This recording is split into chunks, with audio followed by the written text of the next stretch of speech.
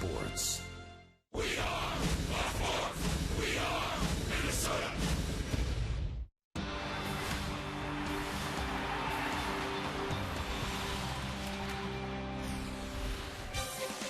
Baseball weather is back in Minnesota, where temperatures are in the 70s and will remain there all weekend long as the Twins resume their 4-game series against the red-hot Rangers. Interesting matchup of the mound tonight as Scott Diamond returns from his finest start of the season to face Jason Grimm, who will make his 5th start in his career on the heels of a lights-out performance in Seattle last Sunday. One of the early success stories for the Twins this season, the positive production at the plate from Brian Dozier, who also gives Ron Gardenhire some versatility in the infield. But Brian Dozier's biggest contribution has been his ability to get on base, and as the Twins' new leadoff man, that's vitally important. What's your take on him so far, Tim? Well, first of all, I think that Brian Dozier's off to a really nice start in the 2013 year. He had a short stint in the big leagues last year. Things didn't go very well. He got to the point where he was a little bit overwhelmed, both offensively and defensively. Ron Gardenhire and his staff have asked Brian Dozier to make a position change. He's moved over to second base. And that's not a very easy adjustment to make. That adjustment to go over and make that double play from the other side. But Brian Dozier has done everything very admirable. He's learned a lot from his mentor, Jamie Carroll. He's learned to keep his eyes open, he's learned to keep his ears open, and he's learned to keep his mouth shut and not say anything, and it shows the way he is playing baseball, because he is doing a fine job. Gardy stuck him into the leadoff spot, doing a great job. Twins take on the Texas Rangers next, right here on Fox Sports North.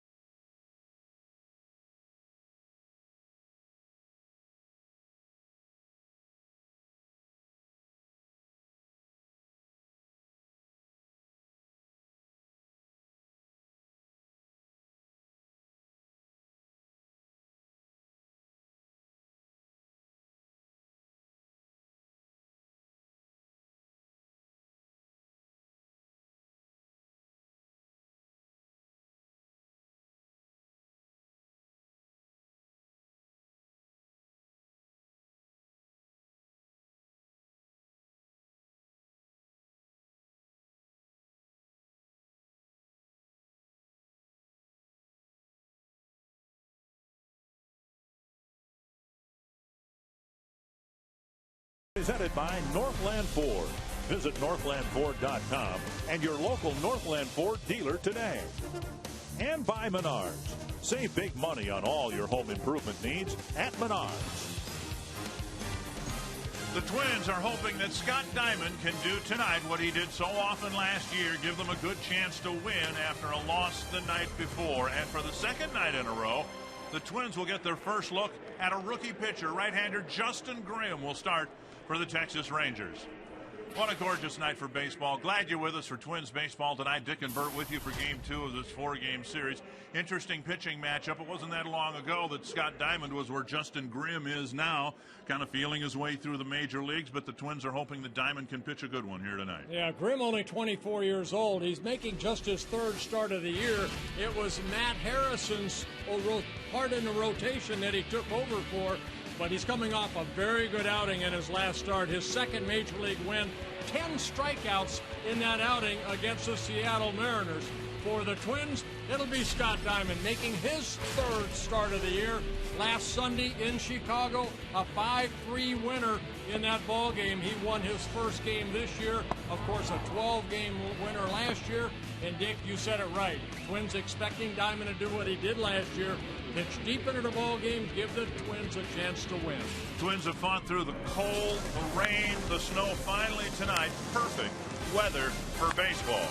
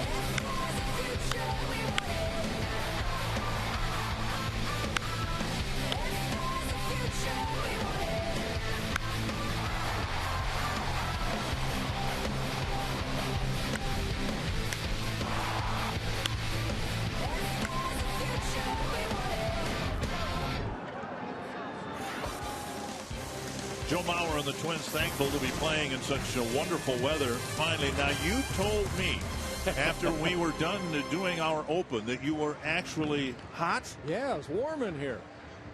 Wow. Unbelievable. Feels pretty good. Well, Ron Washington can afford to smile. He's got some different players, but he has his team back in first place of a now 5-team American League West. Here's his Menards batting order for Game 2. Ian Kinsler, followed by Elvis Andrus, Lance Berkman, Adrian Beltre, Nelson Cruz, David Murphy, Giovanni Soto, Mitch Moreland, and Craig Gentry. And it'll be Scott Diamond on the mound making his third start of the year. His second career start against Texas. We kind of highlighted it in our pregame about Scott Diamond's outing against the Rangers. That was when Joe Mauer got hit in the back on a 3-0 pitch by Roy Oswalt. And then the next inning, Scott Diamond threw one over the head of Josh Hamilton in the 3rd inning. He ended up getting ejected in that ball game and a 6-game suspension. So Scott Diamond hopefully can last longer here today, as long as they don't hit any of our batters. Northland Ford defense for the Twins. Oswaldo Arcia is in left field. Josh Willingham, the designated hitter. Hicks and Parmalee join him in the outfield. Plouffe, Florimone, Dozier, Morneau, the infielders. Mauer behind the plate.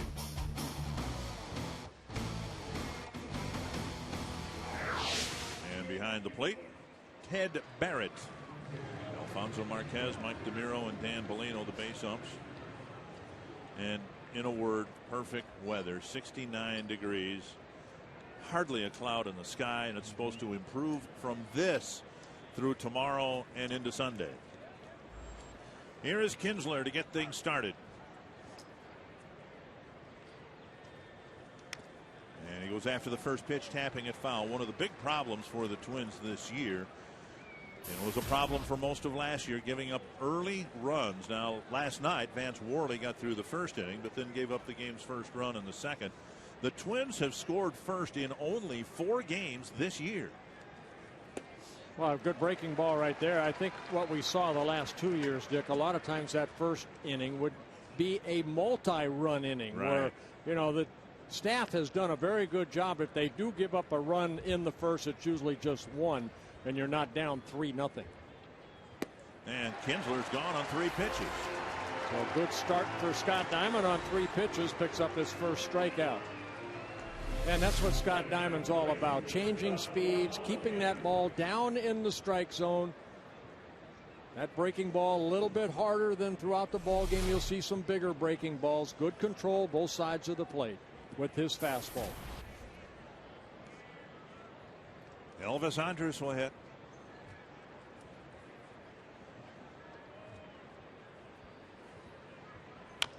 And a tapper foul, 4 pitches, 4 strikes.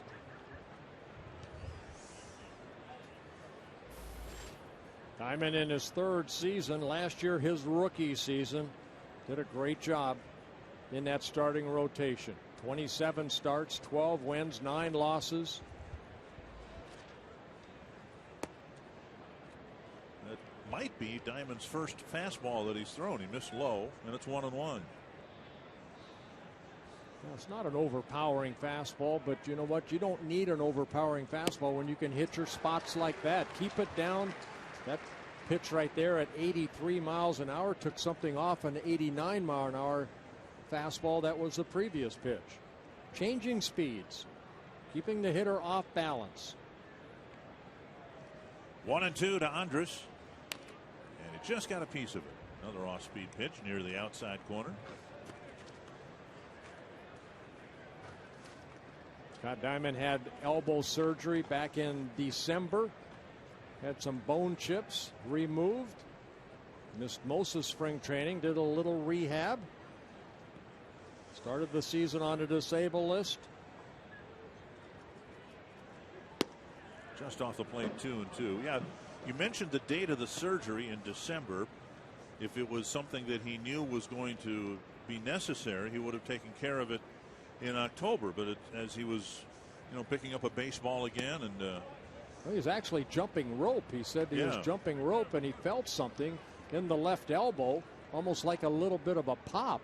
And he started to lift some weights, and he said, I had to shut it down, and went to see the doctor, and he got a couple bone chips removed. To right center, chased by Hicks. A long run. He won't get there. It'll clear his reach, go all the way to the wall, and Andrus has a good at bat after falling behind, and he delivers a 1-out double. I think that's the first pitch we've seen Diamond leave up in the zone, and this is what good hitters do. You make one mistake, and Andrus right there. Take a look at the location right here. Just up in the zone, and Andrus hitting the ball sharply over the head of Hicks for a 1-out double, his 3rd double of the year.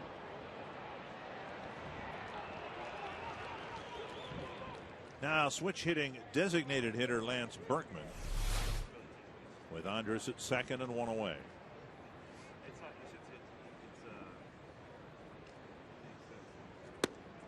The fastball up high.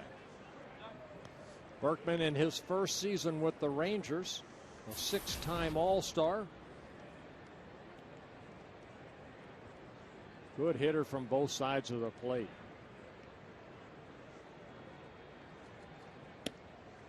Missing inside 2-0.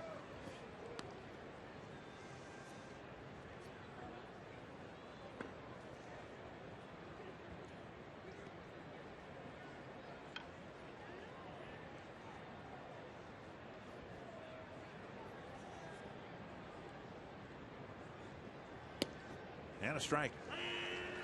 Take a look at the location again. The double that Scott Diamond gave up. You can see that ball right about belt high, and Andrus taking it the other way for that double.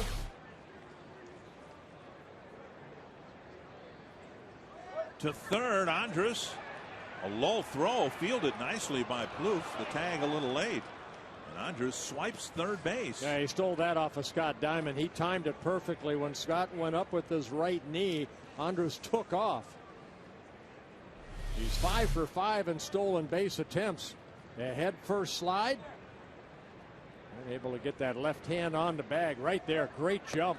Joe Mauer, one hop throw. Plouffe trying to catch that one hop and tag the runner, but Andrus gets to third base. His 5th stolen base of the year.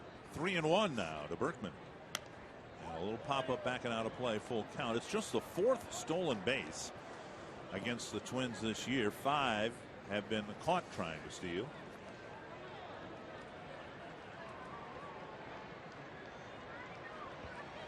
And Diamond got a strikeout to start the game. Would like to get a strikeout or a pop-up. Infield playing back up the middle. Yeah, they will concede a run right here for an out. And it's a drive to left center. Andrus will trot home. Hicks backhands it. Berkman doesn't run well. He's going to try for 2 anyway. And the throw from Hicks a little off target. And Berkman gets a double. Yeah, bad knees and all. Berkman hitting that ball in the gap and then showing his aggressiveness rounding the bag. Dave Anderson, the first base coach, probably helping him there a little bit, but his 6th double of the year, driving in his 15th run. That breaking ball right there kind of left up. And again, Rangers able to get good wood on that ball. And it's back-to-back doubles. Breaking ball over as Diamond gets ahead of Beltre.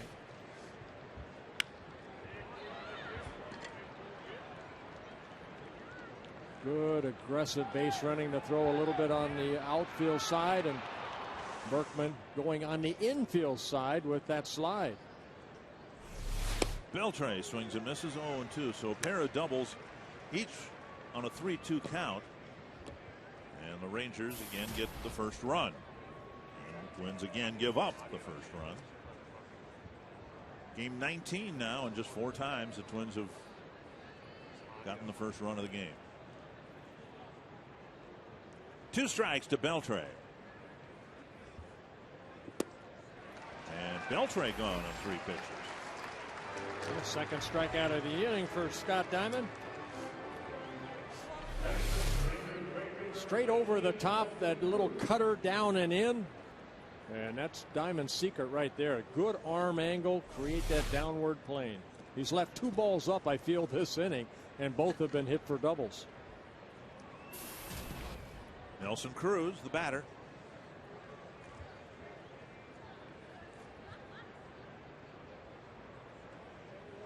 Inside a ball.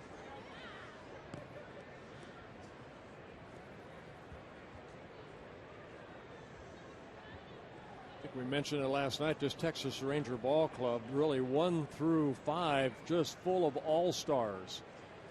Cruz, an all-star in 2009 with the Rangers. 2-0. As much power as they have, we mentioned it last night, no team in the American League has struck out fewer times than the Rangers. And so how does Diamond get his first 2 outs? With strikeouts. 2-0 to Cruz. That clipped the inside corner. And that's unlike really the Twin starters getting strikeouts. You know, they have not. It's a starting staff that usually you know, the opponent has to put the ball in play to get an out. Diamond's career high in strikeouts is 7 in a ball game. So not known as a strikeout pitcher. Popped up behind first. This is trouble. That's going to land and drive in another run. It'll be another double on a little pop fly down the right field line, and it's 2-0 Texas. So 3 doubles. Well, sometimes balls are hit and there's nothing you can do about it. Another pitch about thigh high, and the swing looks like it's going to be, he's going to pull it, but instead it's just a fly ball down the right field line. It just landed in the right spot. And by the time Parmalee could get it back in, Cruz picking up his 19th double, and it's the early 2-0 Rangers lead. Here's David Murphy. Made huge strides last year in hitting against left-handed pitching. And he's become more of an everyday player because of that. 1 strike. 25th pitch of the first inning for Scott Diamond. This one popped up down the left field line. Floramo now. Arcia in. That ends it. 3 doubles and a couple of Texas runs in the first inning.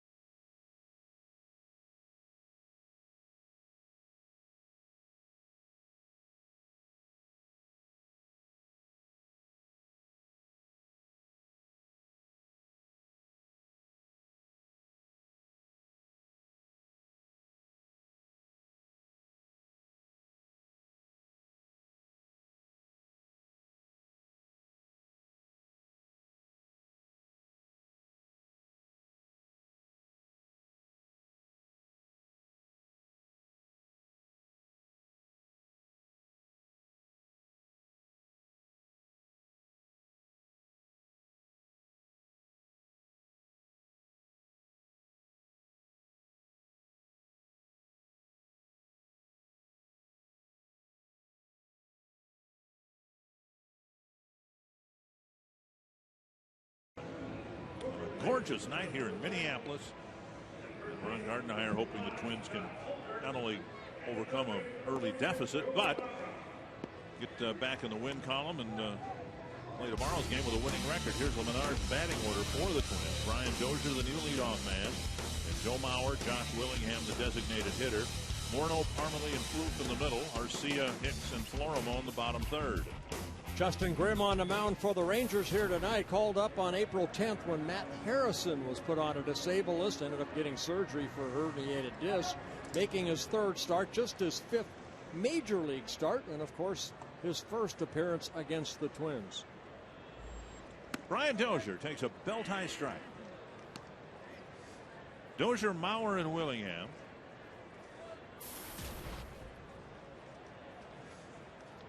Facing Justin Grimm. Popped up. And Cruz comes in for the catch. 1 away. Scouting report on Grimm. Good fastball in the low 90s. He'll mix in a curveball, almost an 11-5 type curveball, not the 12-6. But last outing, he said he threw a slider for the first time. He threw 4 sliders in his last outing against Seattle. Also a circle changeup, but mainly just fastball, 4-seam, 2-seam, and then the curveball. Mauer at the plate with 1 out.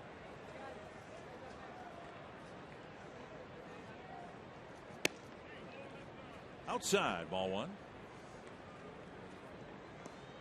Ron Gardenhire impressed with the likes of Grimm, Tepish last night did a really good job. Yep. Rangers have been dealt with some injuries to their pitching staff. Relievers Neftali Feliz coming back from Tommy John surgery. Joakim Soria has had a bit of a setback with a pulled pectoral muscle. 1-1 to Mauer. The Rangers continue to find the arms. Yeah, both these guys drafted the same year in 2010, so not a lot of time. Tepish and Grimm in the minor leagues. Grimm out of the University of Georgia, the number 5 pick for the Rangers in 2010. And Tepish last night, the Rangers' number 14 pick out of the University of Missouri. And on the outside corner, evening the count at 2-2.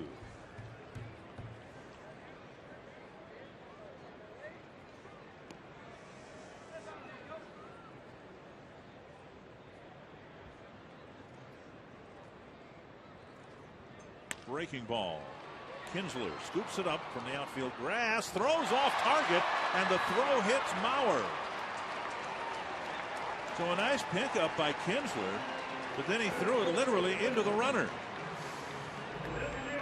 Yeah, Kinsler playing a very deep second base, so he's out on that grass. He makes a nice play, has plenty of time to throw it over to Moreland, but the throw getting away from him and throwing it on the infield side. Kind of flipping it. Moreland could not get it. Ends up hitting Joe. It's a ball you should be able to catch and just throw in the stands. Joe. 4th error of the year on Kinsler, and now Willingham to the plate. Hit a home run for the only Twins run last night. And a strike that covers the inside corner. Yeah, that's the 4th error on Kinsler, and only the 9th for the Texas Rangers. Very good defensive ball club. That's one thing as we've watched mainly from a distance as the Rangers have kind of reinvented themselves, perennial contenders, and people remark so much about how their pitching has improved, and that's certainly been the case. But within that, I mean, they've got Gold Glover at third, Gold Glover at short. They've had a lot of speed in the outfield in the past. Well, look who their manager is, Ron Washington. Yeah. You know, he took a lot of pride in defense as a player.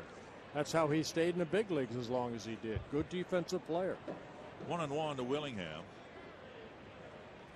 I think it's just a matter. I remember talking to Ron Washington when he first took the job 7 years ago about how he wanted to change the organization. And, you know, there were some new faces that were all of a sudden wearing Texas Ranger uniforms the following year. He got rid of some of the guys that he didn't want around. And now, you know, they've been to the World Series twice already over the last 3 years. Now 3-1. They didn't win, but they were there. If that's what happened, if that's one of the reasons Ron Washington got the job, it should have been a pretty easy sell, because the Rangers have never had a problem hitting the ball.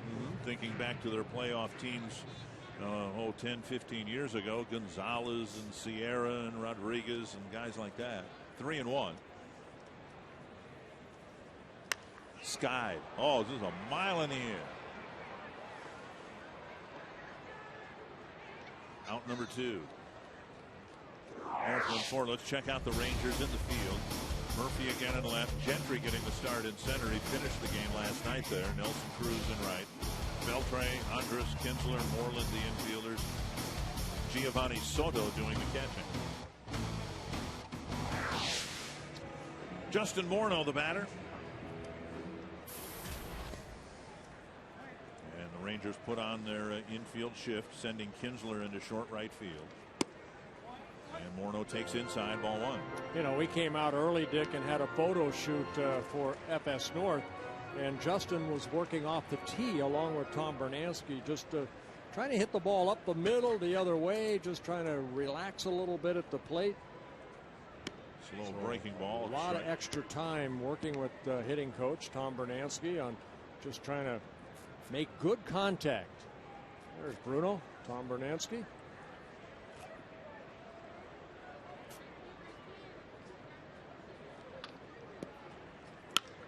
A slice to the left field corner away from Murphy. Mauer to third. And he's being held there. That's exactly what they were working on this afternoon around 3 o'clock.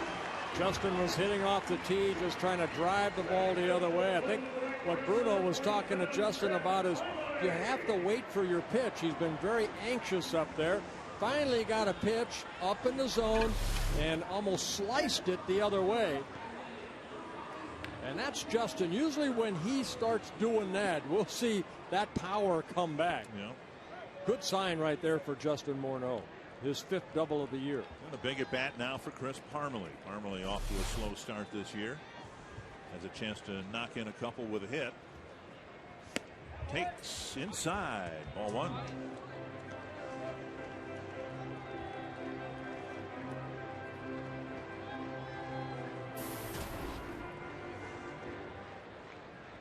One home run coming when Parmelee was green lighted on 3-0 in Baltimore. Again inside, and it's 2-0. And a trip to the mound by Soto.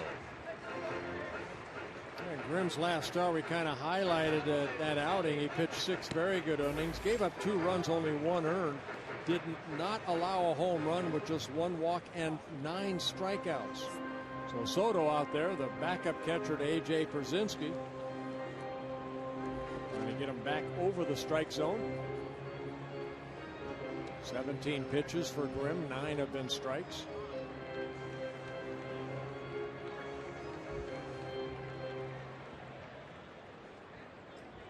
See what Parmelee can do with this 2-0 pitch. Green light him.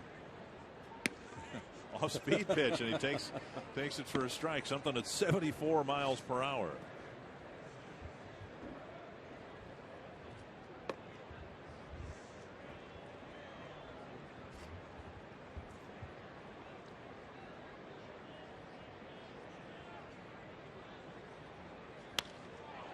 Fly ball to right field. Cruz hardly has to move, and that ends it. Twins get an error and a double. They leave 2 aboard. It's 2-0 Texas.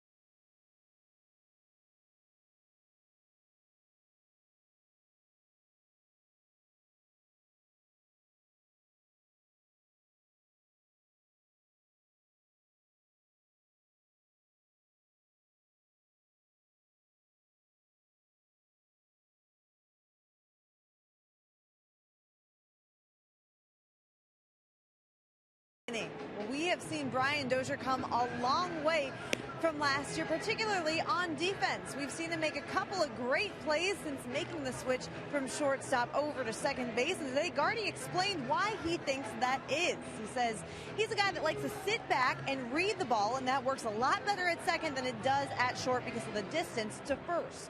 Dozier agrees. He told me a ground ball's a ground ball, but he likes having more time so he can play a little deeper, and we're seeing him look more and more comfortable every game, guys. Absolutely. Thank you, Jamie.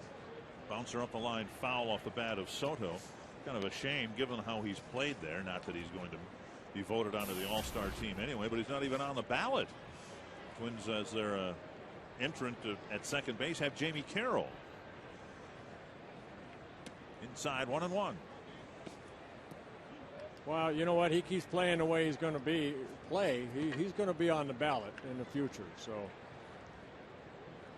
Dozier played some second base in the minor leagues. It's not a new position to him. But of course, he signed as a shortstop originally.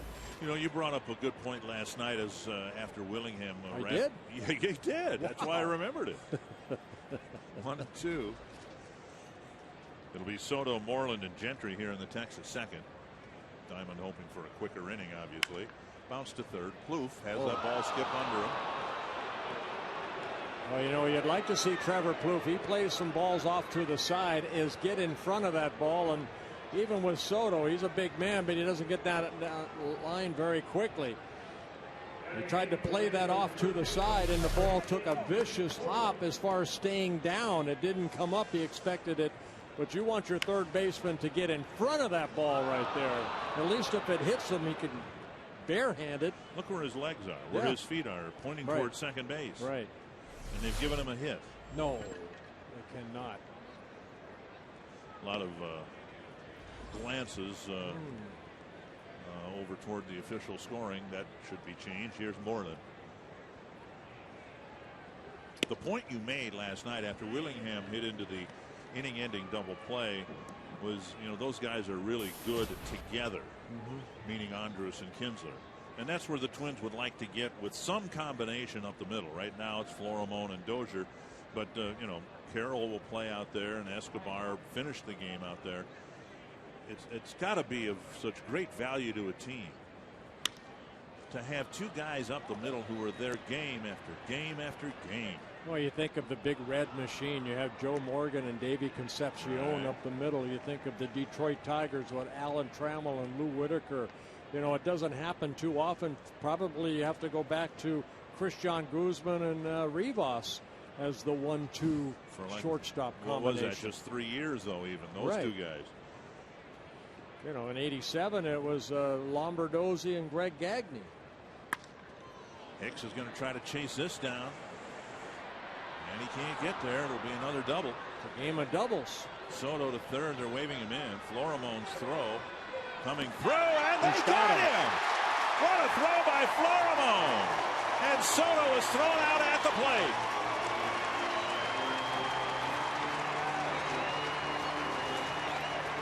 Good relay right there by the Twins. Even though that ball got away from Hicks, he spun around and hit the cutoff man. That's exactly what you want to do. And in that middle infielder, that Florimon has an outstanding arm. You see the good strong throw. Florimon spins, one hops Joe Mauer, and the quick tag of Soto for the first out. And he was absolutely out. Mauer tagging him on the hip before the spikes slid across the plate. So 4 doubles already against Diamond, but so far just 2 runs. A strike. Greg Gentry hitting 9th for the Rangers tonight. That's a long throw by Florimon, skipping on one hop to the catcher.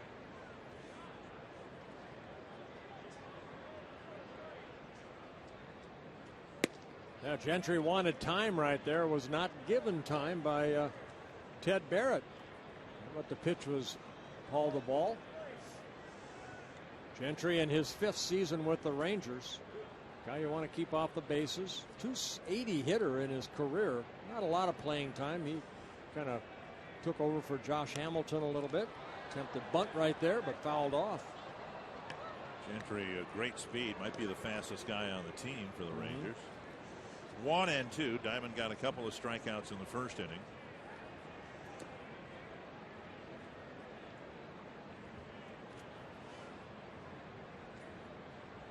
Too many pitchers for Scott Diamond. We saw him last year. You know, when he's at his best, he'll have, you know, an average of maybe 15 pitches an inning. Right now, this was pitch number 36. Into the Twins dugout.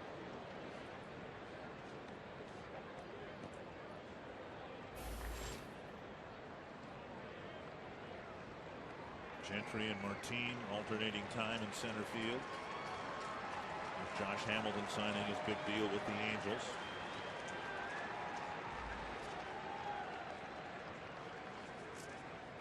Inside.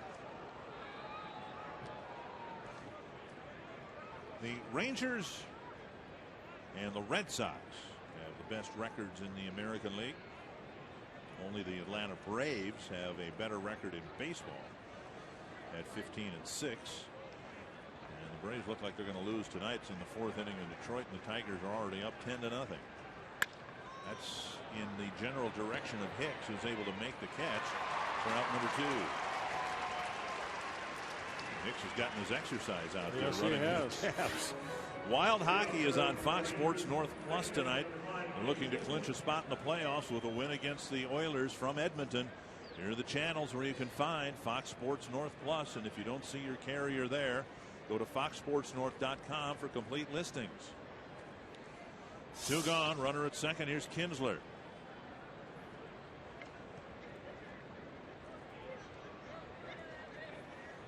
The hockey game is here at XL Energy Center. Yeah, go Wild. They need a win tonight.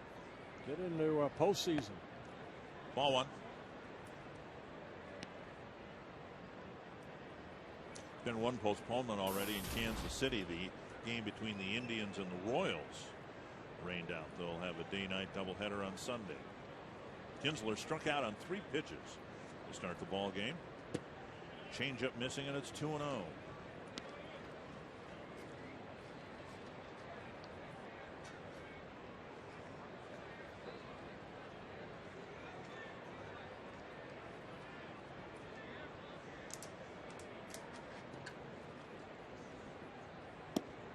Anthony's 2-1. Kinsler, a veteran in his 8th season with the Rangers, 3-time All-Star. A lot of pop in his bat as a leadoff hitter, a lot of home runs in his career. 148.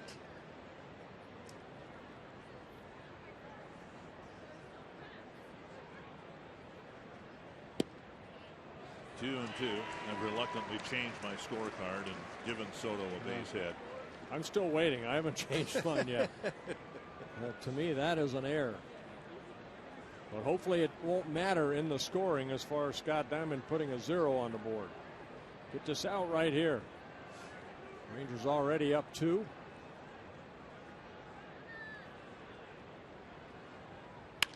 Wrapped to shirt. Florimone has it. And Diamond pitches around whatever happened in the first 2 at bats.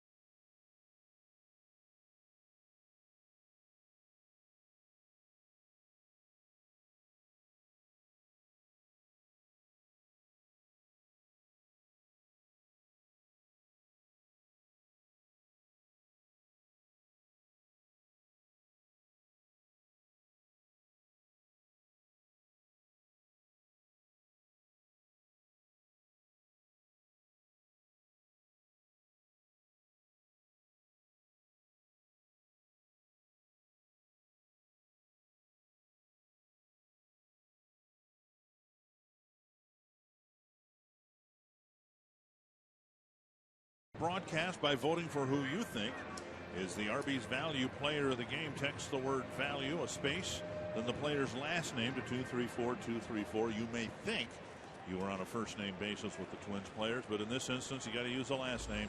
And we'll tell you the winner in the postgame show. Strike 1 to Trevor Plouffe. Plouffe, Arcia, and Hicks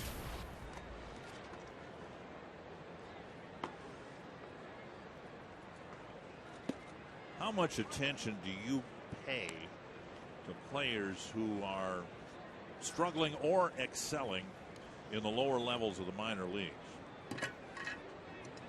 Well, first you have to look at the track record. You know, guys are going to go through little slumps, Right. you know, and then they're going to hit spells where they, you know, are the best in the league as far as hitting and or pitching. So longevity, I think, tells everything, Dick.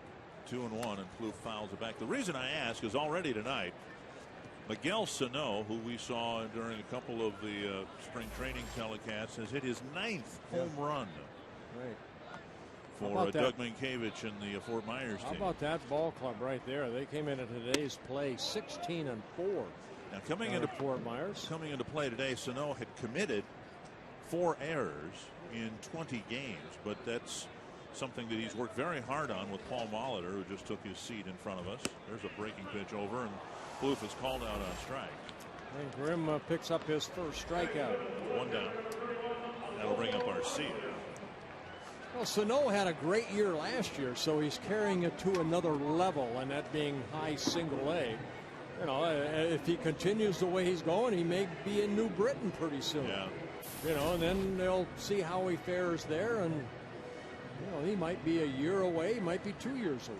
Somebody asked Doug Minkiewicz in his first year managing in the Twins organization what it's like to have somebody like Sano, and Minkiewicz kind of sneered and said, yeah, for 3 or 4 weeks, figuring the way he's hitting, he's probably not going to be there much longer. 1 strike to Arcia in the lineup today in left field. Slap foul. 2 strikes.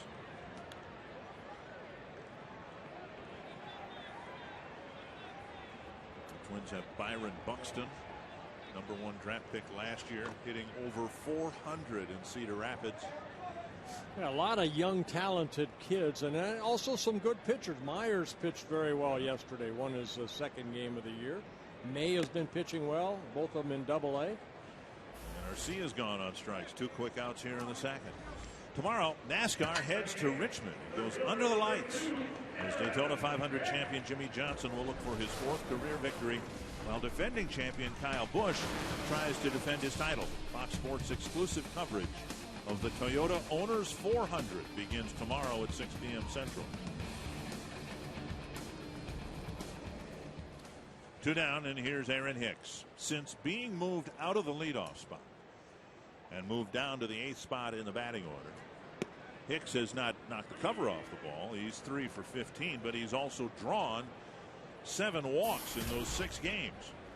Well, that's why Ron Gardenhire's kind of moved him down there, take some of the pressure off of being that leadoff hitter, and you know, hopefully relax a little bit. 2 strikes. And so Hicks, in terms of on base percentage, 10 for 22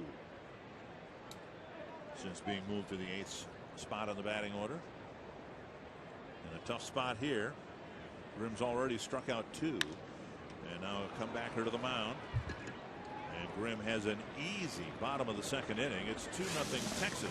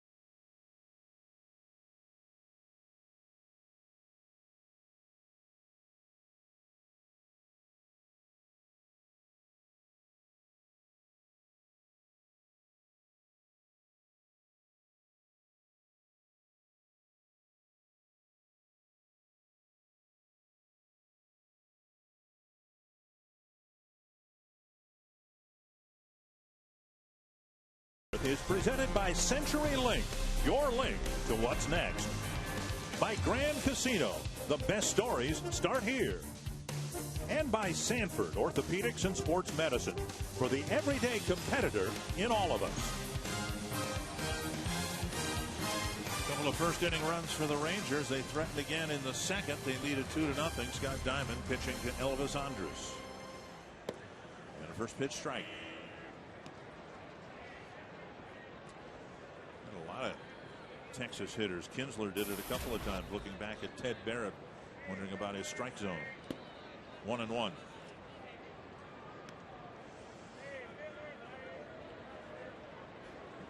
Andrus got the first of 4 doubles for the Rangers already tonight. Squaring to bunt, and outside it's 2-1. Then he stole third, scored on Berkman's double, and then one of the doubles, the one off the bat of Cruz, was simply a well-placed pop-up down the right field line. Driven to right, and Parmalee plays it on a hop. Andrus aboard with a base hit. It'll bring up Berkman before he comes to the plate. A reminder that you can get into our broadcast, talk some baseball, submit a question online at carsoup.com/baseball. Craig up in Duluth, wondering how competitive we think the American League West is going to be this year. Well, right now the Texas Rangers have a 2.5 game lead over the Oakland A's. Oakland started off very, strong, but they've faltered as of late. I look for the Angels to get back in their winning ways if their starting staff can, get a little bit more consistent. Albert Pujols, Texas just left, Anaheim, and they said Pujols was not swinging the bat good at all. Seattle, I don't know. I think Texas will probably win the division again. Do you see anybody that's going to give them I was not at all impressed with the Angels as they looked when they were here and what I've seen of them on television. I wouldn't be surprised if the West isn't a 2-team race between Oakland and Texas, and of the two, well, Texas just really looks good. We just saw him for the first time in person last night. Diamond with a long look at first, Andrus leaning towards second. But you look at the stats they've accumulated. The stats can be misleading, but their team ERA is 2.76. Yeah. That is a lineup that can score runs at will. It seems 1-1. Well, a long way to go yet. This is only game number 23 for the Texas Rangers. Oakland last year came out of nowhere and won the division. Texas went to postseason, but as a second place ball club, as the wild card. 1-1. Andrus stole third base in the first inning. The Angels just have some serious pitching issues. C.J. Wilson going for them tonight. Jared Weaver's just now started to play catch with a broken left elbow. Kind of a cat and mouse game going on over at first base. Andrus, who stole third in the first inning and later scored, trying to read Scott Diamond, and Scott Diamond trying to pick him off. That hits the inside corner, 1-2. And lefties have that advantage because they can lift that right leg up and just hold it for a second. Too many pitches for Scott right now. Looking for the first out here in the third inning.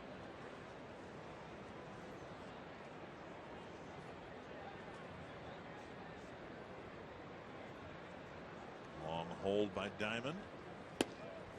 2-2.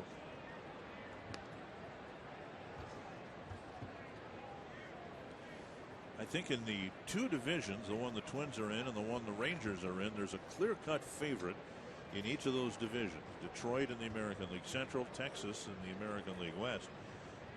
And I have no idea who's going to win the American League East. Right now you'd have to pick Boston. They've got two dominant starters in Buchholz and Lester at the front end of the rotation.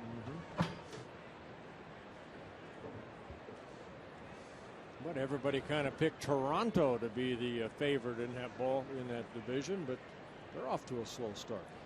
2-2 to Lance Berkman. And a little, oh boy, that's trouble. Doink into short right field. Dozier with a nice pickup. Can he get enough on the throw? No, the ball gets by Plouffe. Now a throw coming home to Mauer, and he'll put on the tag.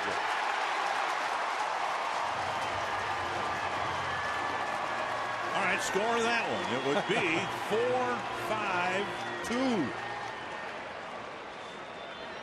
And the second runner thrown out at home early in the ball game. Yeah, another little doink right here, but this one off the bat of Berkman. And watch Dozier right here hustle after the ball. And you're right, Dick, can he get enough throw on that off-balance throw? But it looked like Plouffe took his eye off the ball, but alertly, quick throw over to Mauer, and then the tag at home plate.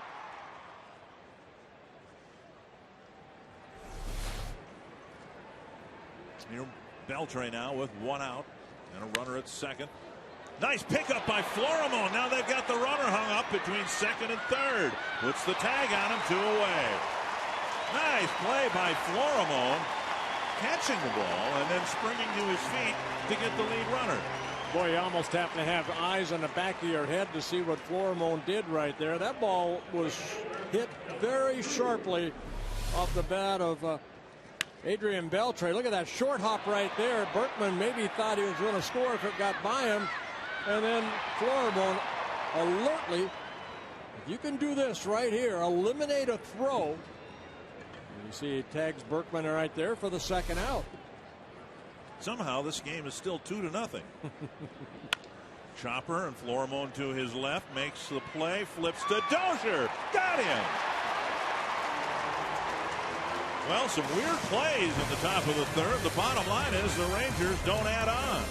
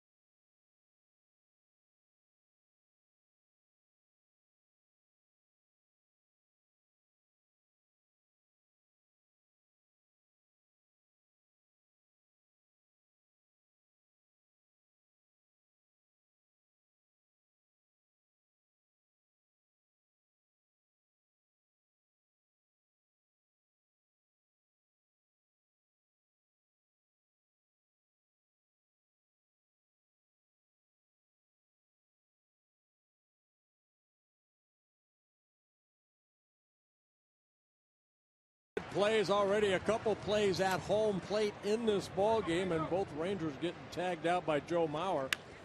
And then that little short hop right there, Florimon running right at Berkman and doing it himself. Up and in to Pedro Florimon. And then a nice play right here. Cruz hitting it sharply up the middle, little high flip.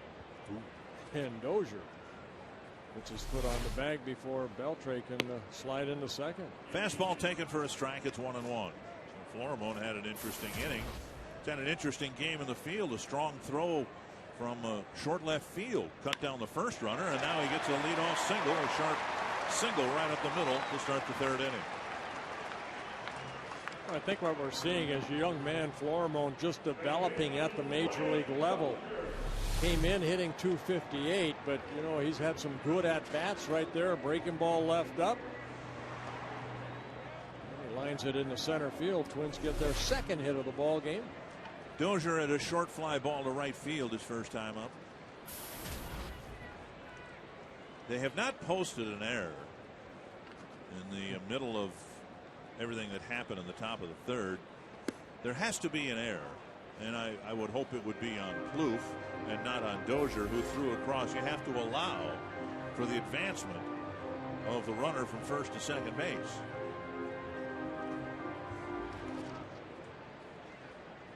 That was Berkman who hit a little flare into short right field. Doink. 2-0.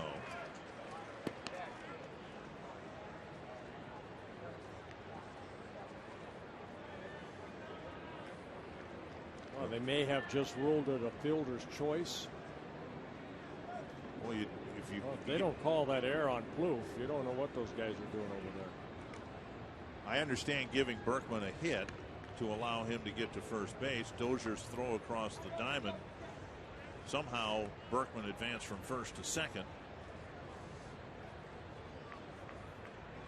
On the throw across the diamond. But I don't think Berkman would have tried for second if the throw had been fielded cleanly. Well, Soto out to talk to Grimm right here. He sat down and away, and both the last two pitches were down and in.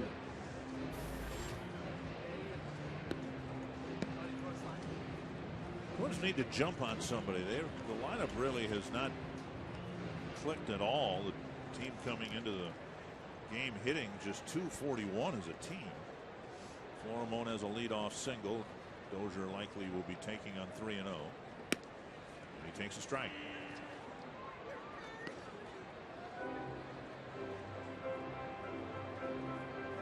Dozier looking down at Joe Vavra. Maybe a hit and run put on. That's what he may be looking at. Or Florimon, good speed at first base, has not attempted a stolen base yet.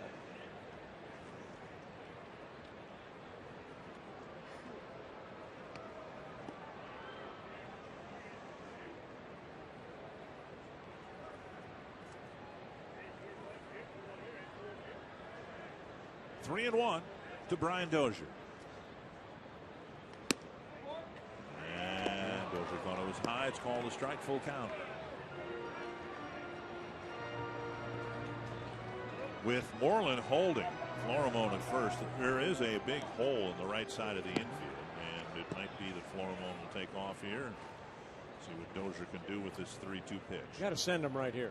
Get him moving. And there he goes. Andrus with a nice play to watch the slowly hit ground ball get to him, step on the bag, and he starts a double play. Not much you can do about that. With Florimon taking off, it looked like right off the end of the bat, up the middle. Andrus steps on the bag. Florimon sliding past the bag. Florimon, he slid very late. I think he's a little surprised that ball was right there. So 2 down, and here is Mauer, who reached on a Kinsler error. Down low, ball 1.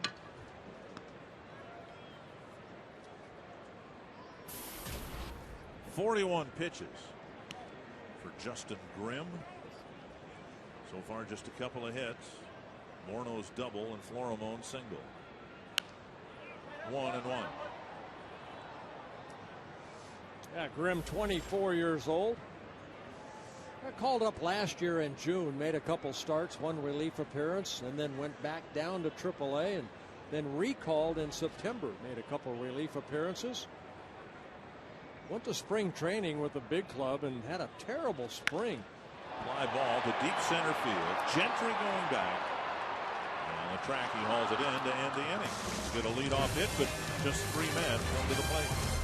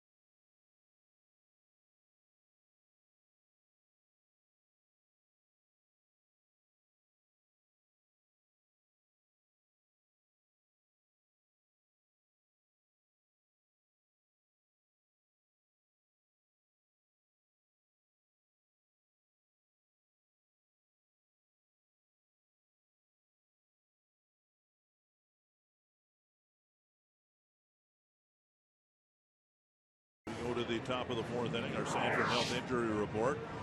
Not much good news coming out of Houston, and another injury. Justin Maxwell is going to miss more than a month with a busted left hand. Yeah, Astros, you know, first year in the American League, but they struggled in the National League. They're off to a 7-15 start. Find themselves already 8 games behind the Texas Rangers in the Western Division.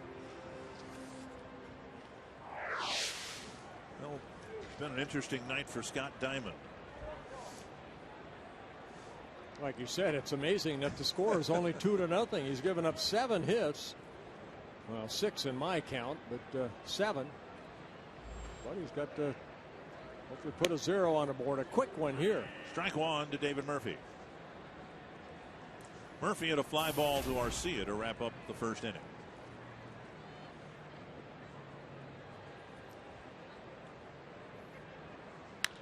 Pulled through the hole, a base hit to right.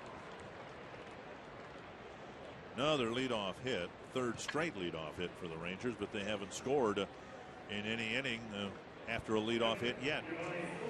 Go behind the scenes to see how Minnesota Vikings cheerleaders compete for making this year's team. Don't miss the final episode of this 3-part series. Minnesota Vikings cheerleaders making the team tonight at 10:30, only on Fox Sports North. Giovanni Soto takes ball 1. Soto, the National League Rookie of the Year when he came up with the Cubs, his first full season with the Cubs in 2008. Traded over to the Rangers last year.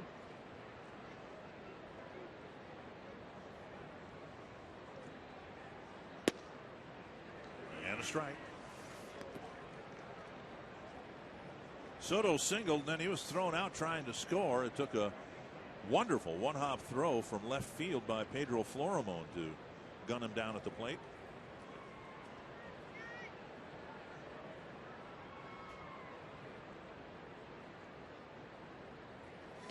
Haven't had many conventional outs with the Rangers batting. They've been fun to watch, actually, the outs. And 2 guys thrown out at the plate. Another runner trapped between 2nd and 3rd. Inside, and it's 2-1. Soto, between the Cubs and the Rangers last year, hit only 198 combined between those 2 clubs, but did have 11 home runs. He has some pop in that bat.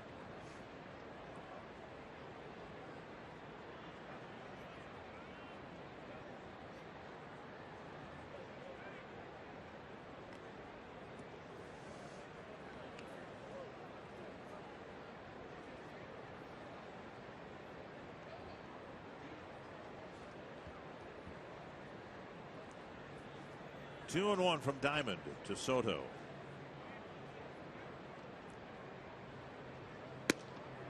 Three and 1. Moreland on deck. Diamond has not walked anybody yet. This is a guy you'd like to get that ball down, maybe get a ground ball off the bat of Soto. Maybe Twins can turn a double play.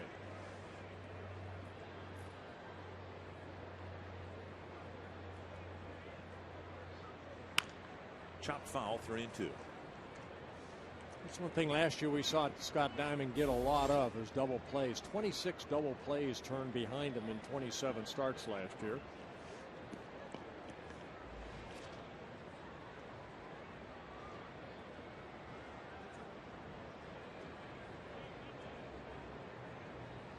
Full count. See if Murphy takes off here. Is not, and the pitch popped up to short center. Hicks comes in a couple of steps. One down.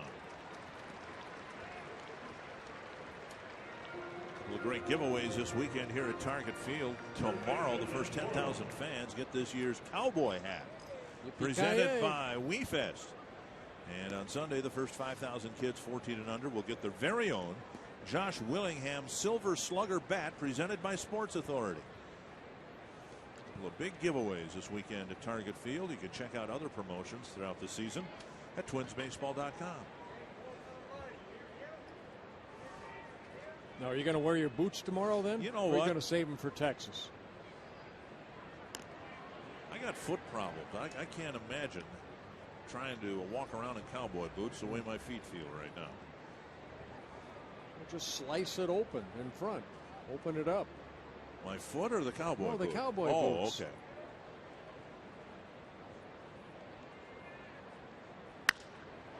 Florimone. There's a double play. Will do it himself. There's the double play ground ball that he was looking for off the bat of Moreland. Just 3 men bat in the top of the 4th.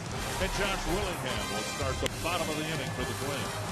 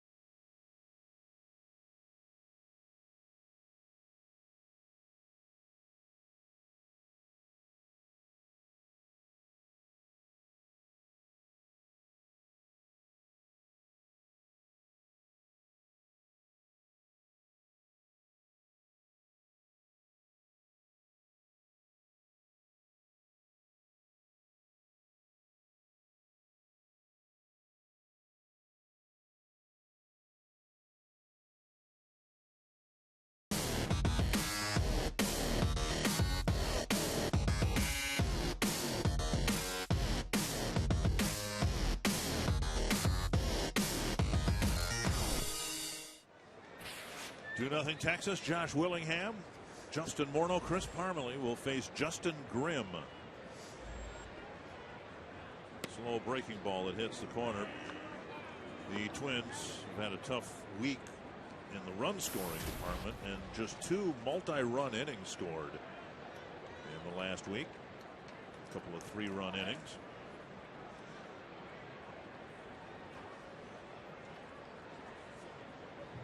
Fastball inside 1-1. First time we have seen Justin Grimm, a tall kid, 6'3", kind of straight over the top, like that last fastball. Gets to the balance point. And fastball down and away, just missing. A lot of things to like. He given up just a couple of hits, a good pitch count, a good pitch mix in terms of strikes to balls. 28 strikes, 18 balls, 2-1, and low 3-1.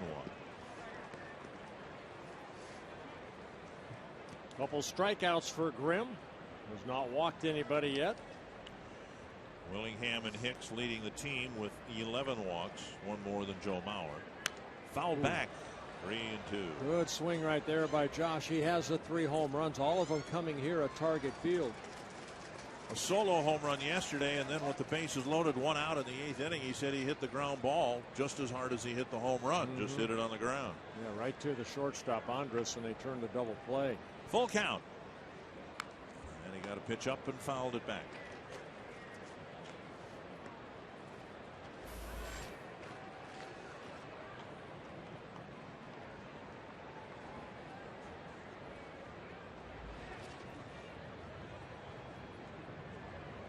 Very pleasant evening weather-wise. Slow breaking ball. Took it for strike 1, and he swung through it for strike 3. Pretty good pitch right there. Big curveball. He picks up his 3rd strikeout. Grimm does.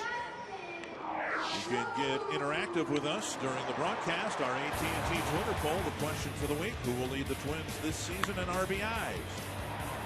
RBI Willingham, RBI Mauer, RBI Morneau. Hashtags to use, and we'll give you the final results when we wrap up the series on Sunday. Strike at the knees. Morneau sliced a double to the left field corner his first time up. Twins have been outscored 2-0. They've been out doubled 4-1. 0-2.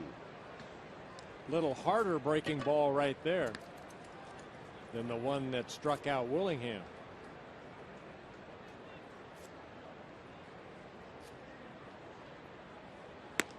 1-2. Saw it from Tepesh last night, not wasting any time on that pitching rubber. You know, get back in, look for the sign. Good tempo by Grimm. Morneau gets a 93-mile-per-hour fastball at the belt, and he fouled it back. See, go back on top of that pitching rubber, kind of look around. Okay, let's go. Look for the sign from Soto. Okay, here we go. And a little busted bat roller to the shortstop Andrus on the other side of second base. 2 down.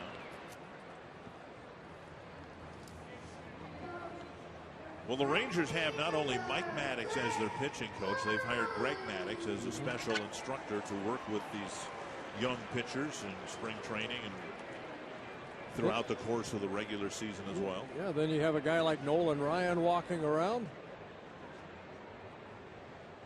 A little bit of a situation that developed through spring training and into the regular season that they've gotten resolved. Ryan will stay with the organization. With some I think he just wanted longer leg room in his seat, in his private is that seat what it was? down there, yeah. 1 strike to Parmalee, now a ball. No, I'm glad he stayed. 1-1 to Parmalee. Hit a fly ball to right to end the threat the Twins had going in the first inning.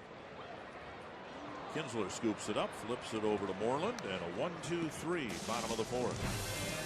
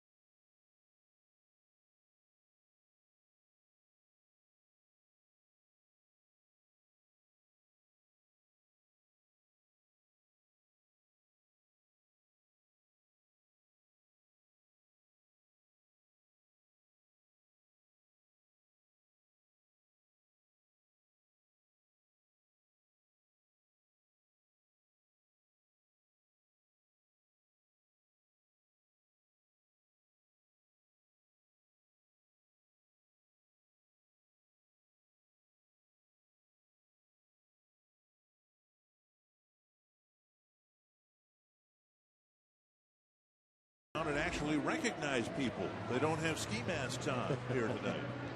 Very pleasant night here at Target Field. Look at that view. Isn't that gorgeous? Craig Gentry will lead off the fifth. Scott Diamond's had an interesting night. He's been touched for 8 hits. Been a couple of pop fly hits and some weird ones along the way, but Gentry hit a fly ball to Hicks his first time up. You know, your job as a starting pitcher, and you need good defense, believe me, no matter if you're Nolan Ryan or Greg Maddox or whoever.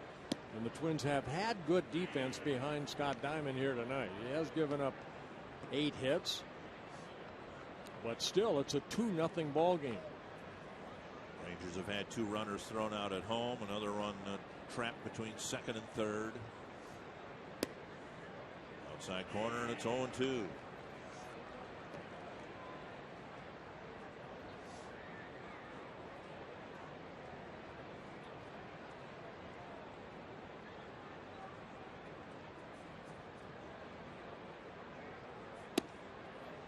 Clipped the inside corner, but missed. I think what we've seen from Scott Diamond too, Dick, over his career last year and then early this year, the pitch count, he seems to get deep into the ball games because even though the first inning 25 pitches, second inning 18, then he went 11 and 9, and that pitch count right now at 67 pitches, I believe. Foul tip stung Mauer, still 1-2. So he can have another quick inning. Hopefully he can get 6 or 7 innings in. And leave it where it's at. Give the Twins a chance to tie it and maybe go ahead.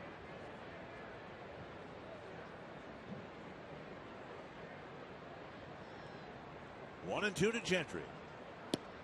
Just off the corner, 2-2.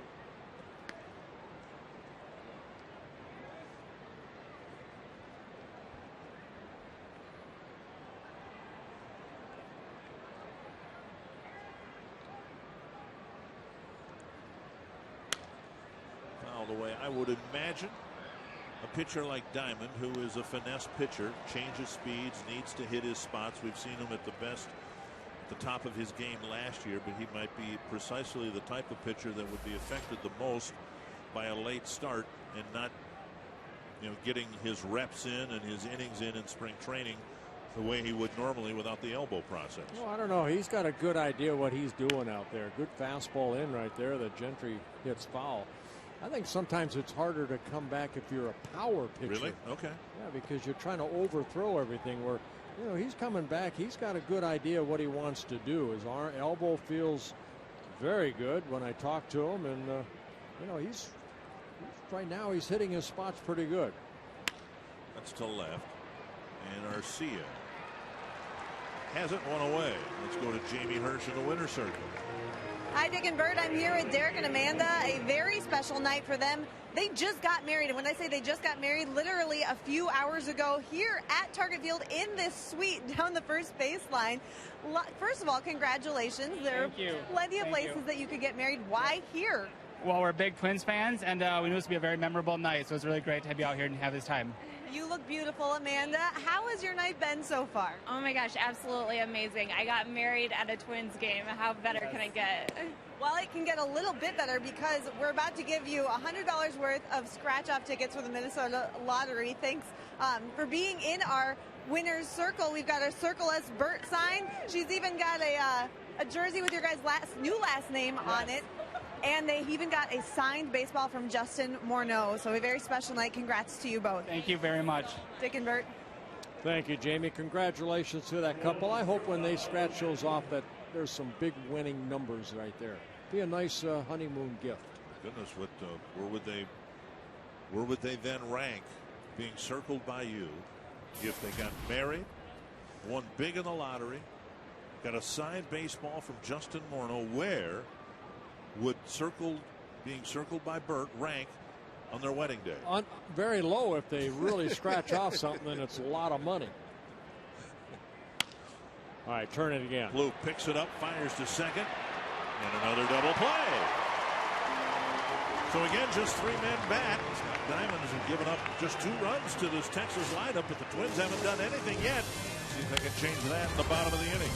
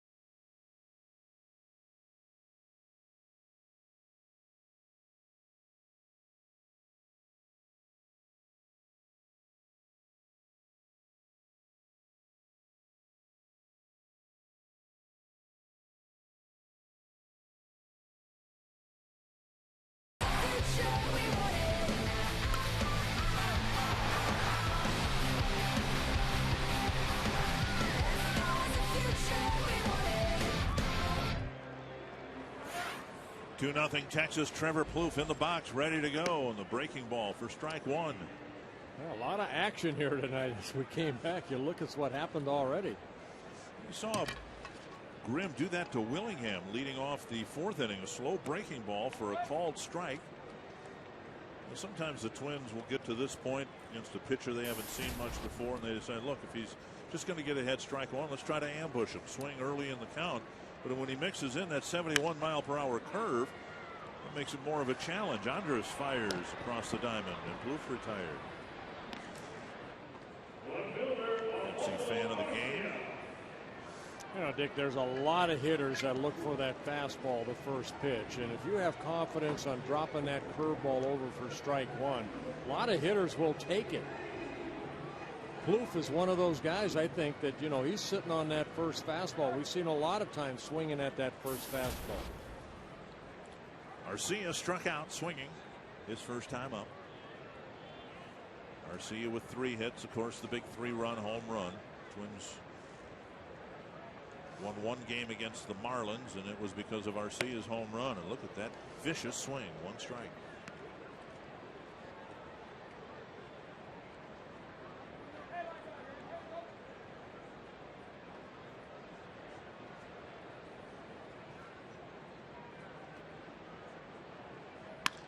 Hit hard to center. Gentry playing a deep center field over a few steps to make the catch, 2 down. This copyrighted telecast presented by the authority of the Minnesota Twins and may not be reproduced or retransmitted in any form. And the accounts and descriptions of this game may not be disseminated without the express written consent of the Minnesota Twins. So 2 down. Twins have 2 hits. They came first time through the batting order. Second time through the batting order. The Twins are 0 for 7. Hicks with a 2-strike nubber back to the mound. He put the ball in play, but that's about it. His first time up.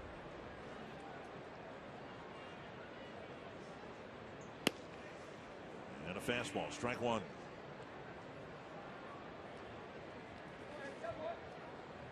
Well, you do have to like this young man's tempo. He's waiting on Hicks.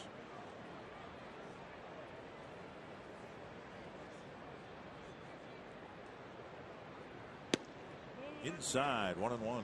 You know, when you work like he's doing right there, Scott Diamond does a good job of it too. The good tempo, it just makes your fielders behind you just ready there because you're throwing strikes, you're aggressive, you're not walking around the mound looking for the sign, and let's go. Off-speed pitch misses, 2-1. You know, roughly a 2-to-1 strike to ball ratio. He's thrown a lot of different pitches, an assortment of pitches. Has thrown them all for strikes at one time or another.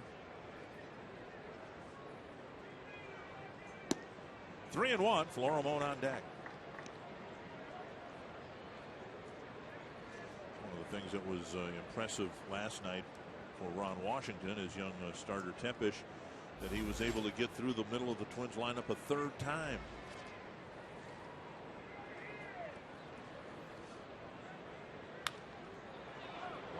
Foul. 3-2.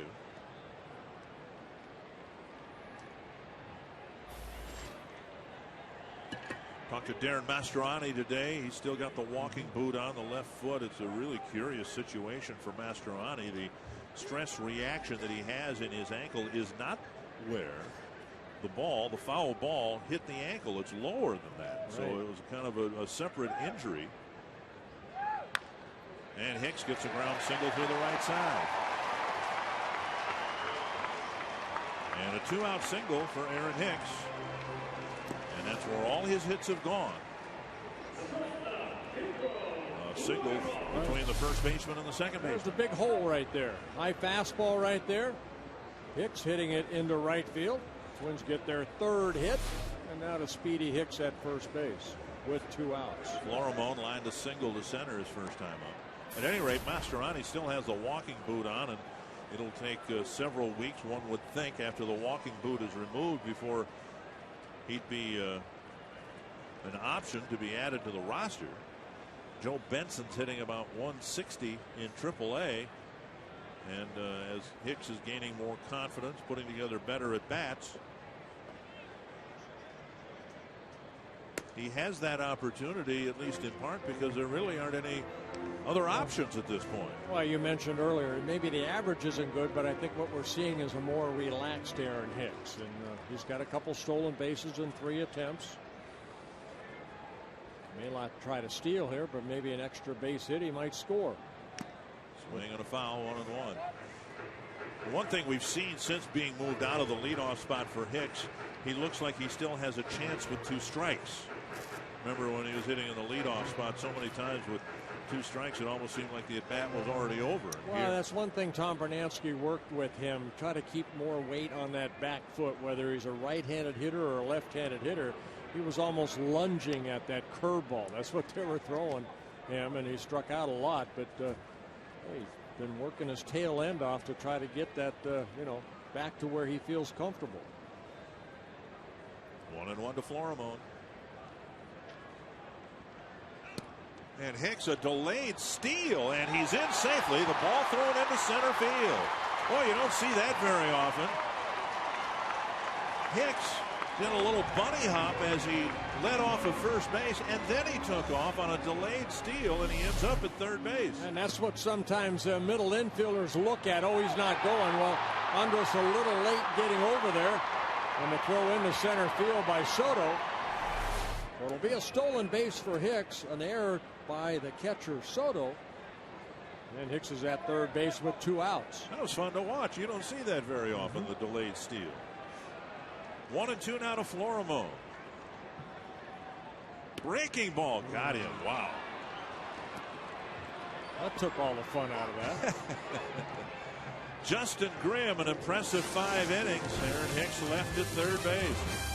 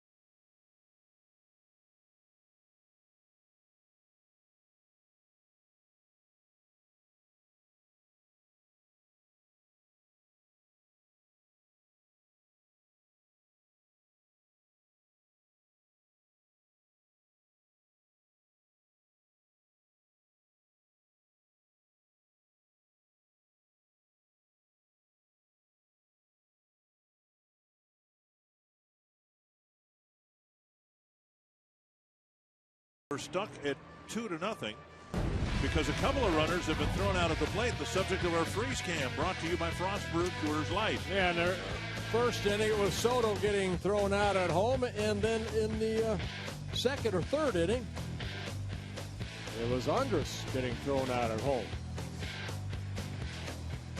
So 2-0 our score as we move to the 6th inning. The 3, 4, and 5 batters for the Rangers are due up. Berkman, Beltre, and Cruz. Quite a story, quite a scene at Comerica Park. The Tigers thumping the Braves 10-0, but through 7.5 innings, 8 innings worth of Atlanta at bats, Anibal Sanchez has struck out 17 Braves.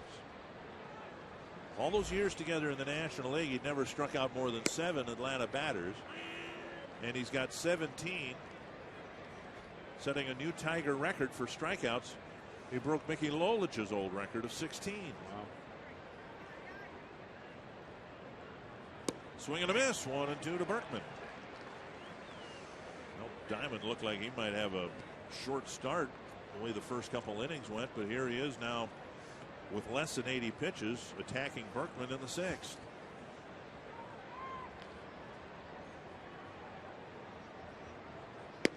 On the outside corner, a called third strike, one away. And Diamond picking up his first strikeout, his third of the ball game, his first since the first inning.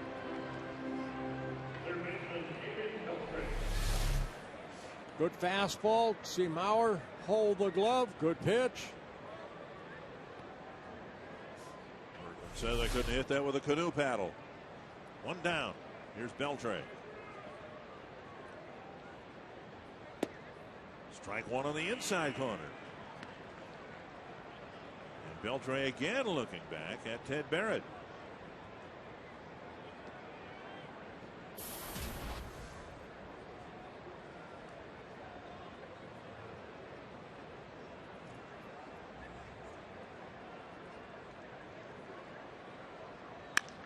Deep to center.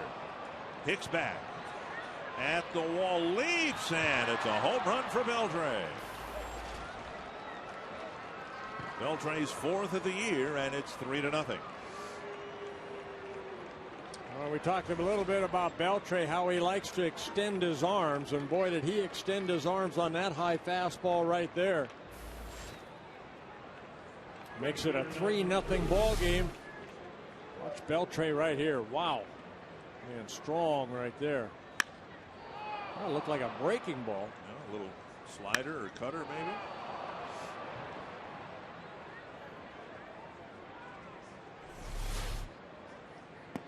Down and away, ball one. Cruz with an RBI double in the first. Just a little pop fly down the right field line no one could get to. Florimone can't get that ball, and Cruz is aboard with a one-out single.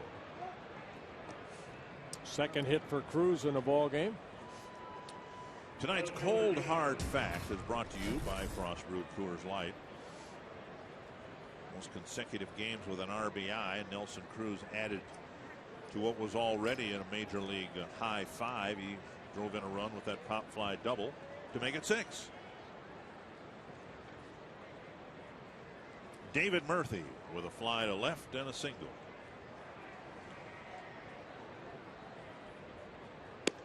Strike on the outside corner.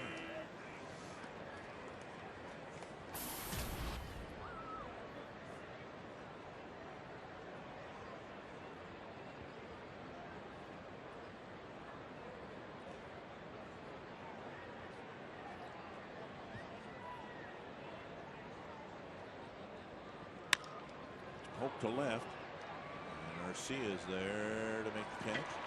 The major league record for strikeouts in a game, by the way, is 20.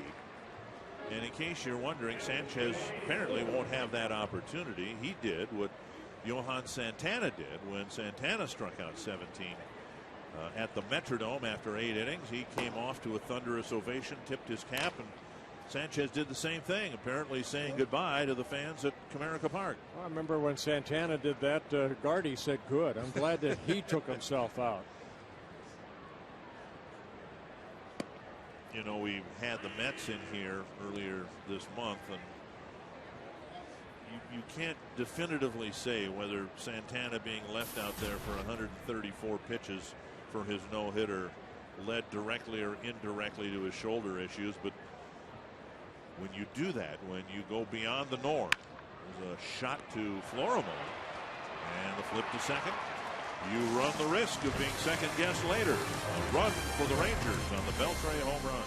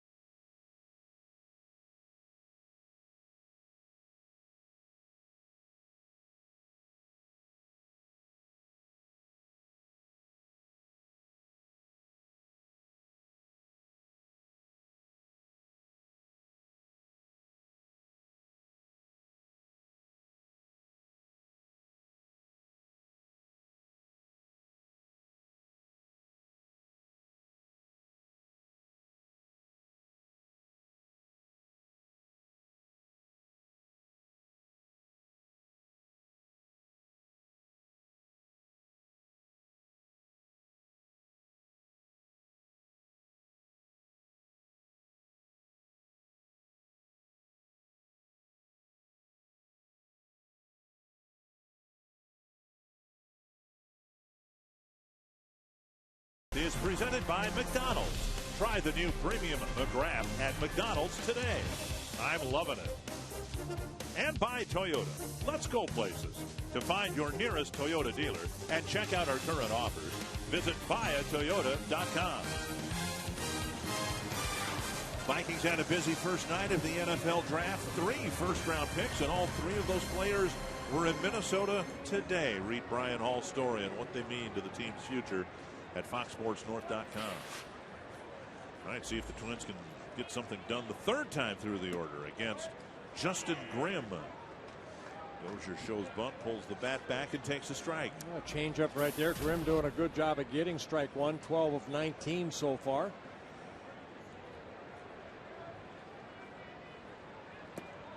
1-1. Dozier, Mauer, and Willingham.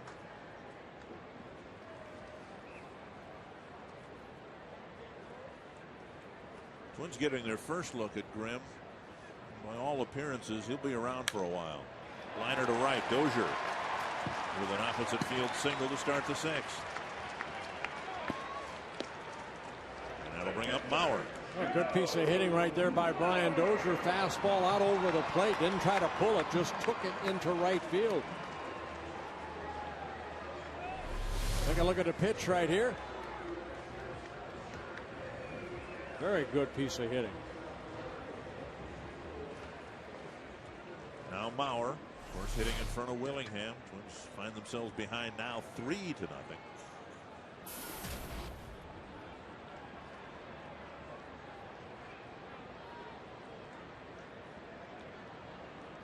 Soto sets up inside, and the pitch delivered up and away, ball 1.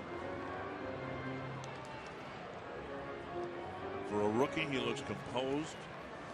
He's got stuff. He's got command with the good tempo we talked of.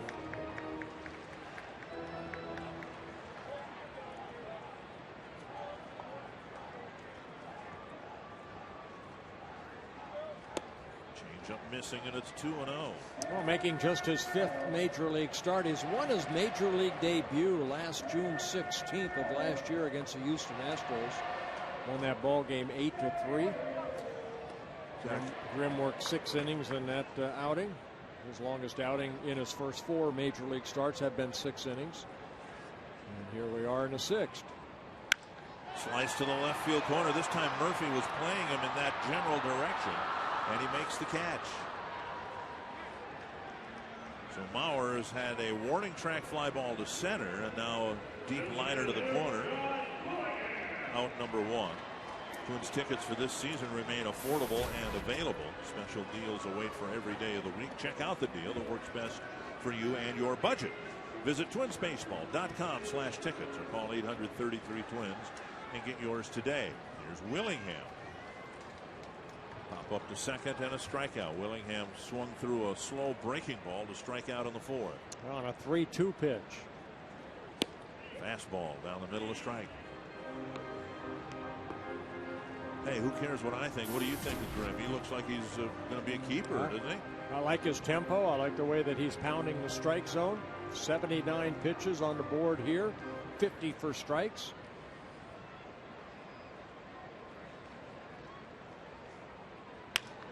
Toward the hole. Andrus gets in front of it.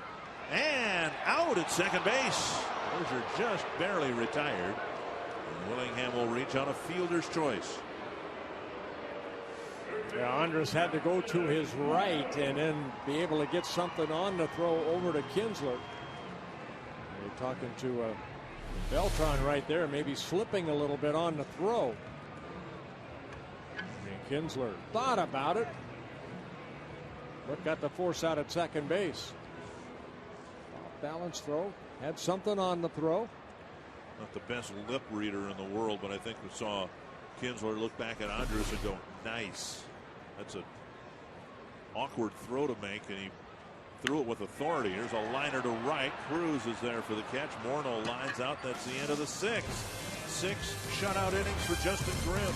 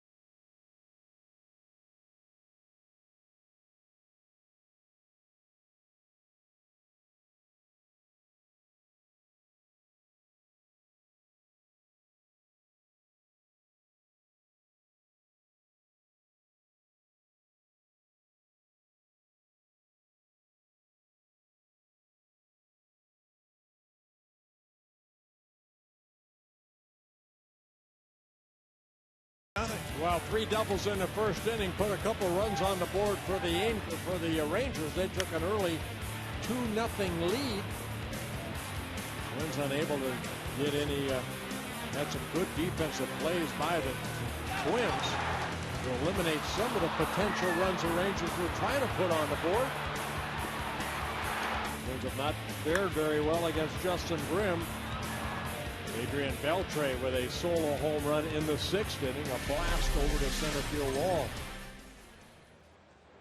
Scott Diamond pitching in the 7th inning. He'll face Moreland, Gentry, and Kinsler. Outside, ball 1. Moreland with a double to left center field. And Soto was thrown out on the long throw from Florimone. Fouled back 1-1.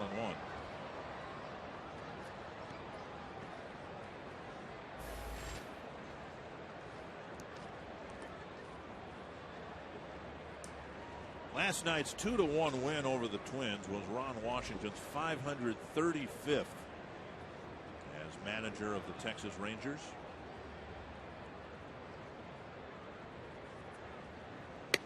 Swing and a miss. He will almost certainly, by season's end, be the franchise leader in managerial wins. Robert Valentine won 581 games as the Texas Ranger manager. How did he do that? Well, the Rangers first came to Arlington, Texas back in 1972. And their manager at that time was Ted Mr. Williams. 2-2. And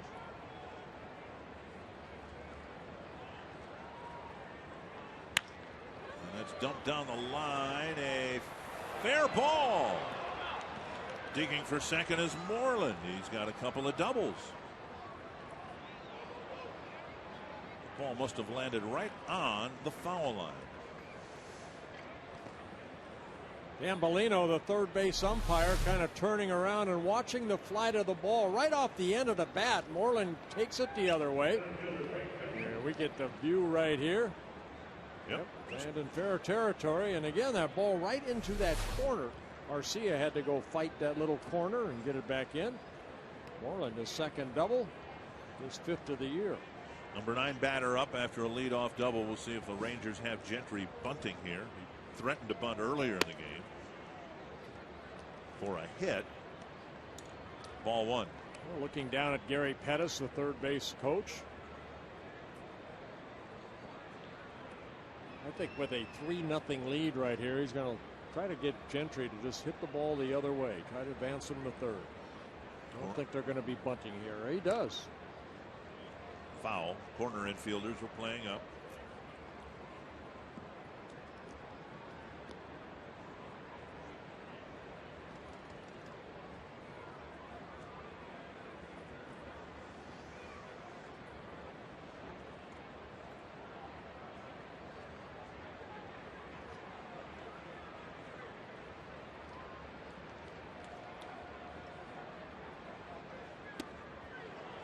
Two and one.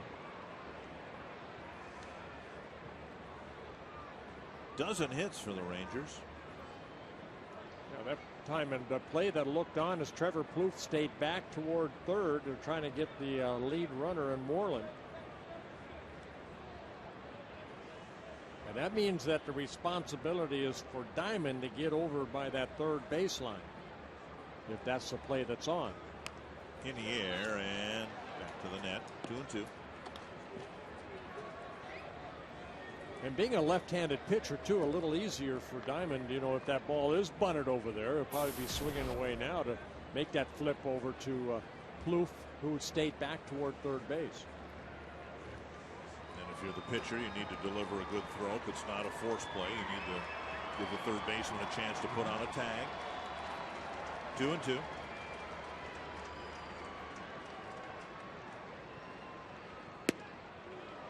Now full count. Kinsler on deck.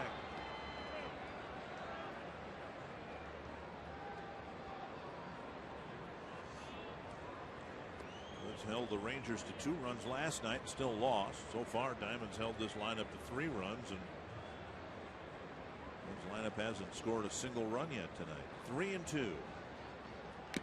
Foul tip. Mauer hangs on for the first out. And the 4th strikeout for Diamond. And Ron Gardenhire is going to come out and make a pitching change with Kinsler due up next. Fox Saturday Baseball returns tomorrow. 3 matchups as the NL East leading Braves shut out tonight by the Tigers 10-0. We'll try to even that series at a game apiece. The Phillies will battle the Mets, with the Reds taking on the Nationals. Nationals shut out the Reds tonight. Fox Saturday Baseball, presented by Chevrolet, returns tomorrow at 11:30 Central. Diamond out of the ball game. Ryan Presley's been warming up. He'll pitch next for the Twins when we come back.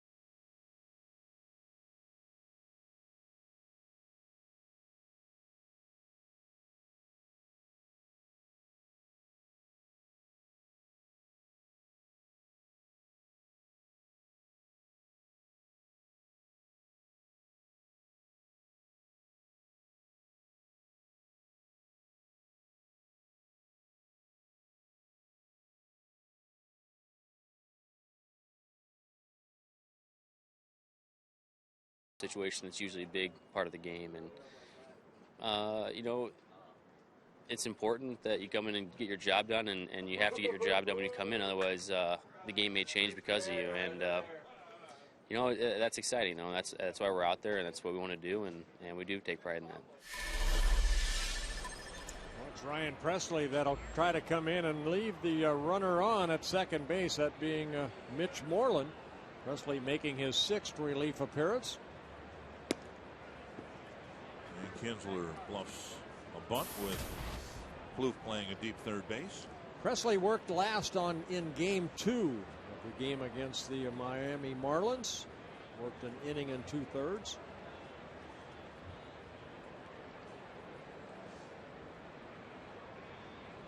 Popped up right side of the infield. Morneau and Dozier, and Morneau, the taller of the two, makes the catch. I don't know why Dozier went over there and didn't think that Justin was calling him off. I'm sure they'll talk about that right there, but take a look right here. You can almost see Justin saying, "I've got it," and Dozier cutting in front. And luckily, the right arm of Justin kind of kept the glove away from his glove. Diamond got 1 out. Now Presley has the 2nd out. Andrus at the plate as the Twins try to pitch around the leadoff double. That's just being a ball hog right there. Dozier. The taller and more senior member of the infield should make every catch, don't you think? It's like Bad News Bears. The center fielder takes everything. Our director Dave Higgins pointing out that we have Elvis at the plate and Presley on the mound. So that's where he is. 2-0.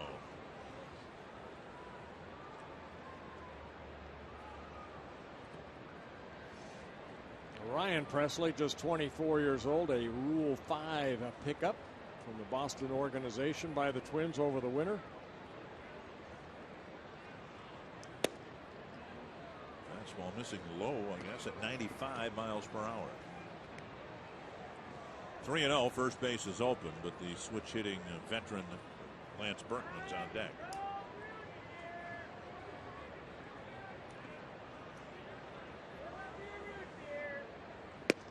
There's a fastball in the outside corner. Well, the miserable weather the Twins have had, I don't believe we ever saw Presley clocked at 95 as we have in the last 2 fastballs. Maybe as the weather warms up, we'll see that more regularly. We usually saw him about 92, 93. Toward the hole, Florimon backhands it, sets, throws low, and Morneau can't dig it out. And so the inning will continue. Morneau was able to knock it down at least to keep Moreland at third base. It should be an error charge to Florimon. Yeah, the former hockey goalie at first base did a good job of keeping that ball in front of him. Take a look at that low throw. And Justin able to at least knock it down off the glove, off his shin. And that keeps Moreland at third. So an error will be charged to Florimon, his 4th of the year.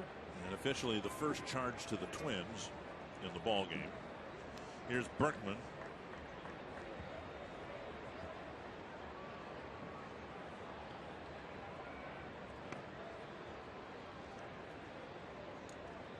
So the Rangers get an extra out here in the 7th.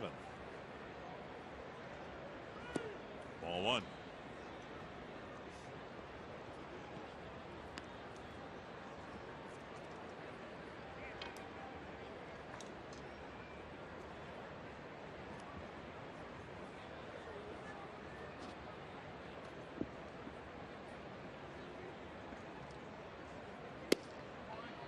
Outside corner.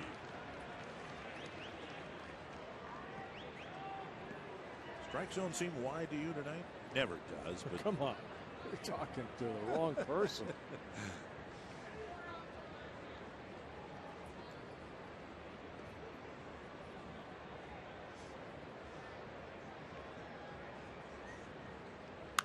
Fouled away 1 and 2. The Rangers did a good thing. Of course, they lost Josh Hamilton, but they're able to get this guy back in their, into their system. Lance Berkman, always a good hitter, a switch hitter with power from both sides of the plate. Has some World Series experience when he was with the Cardinals. They won the World Series in 2011.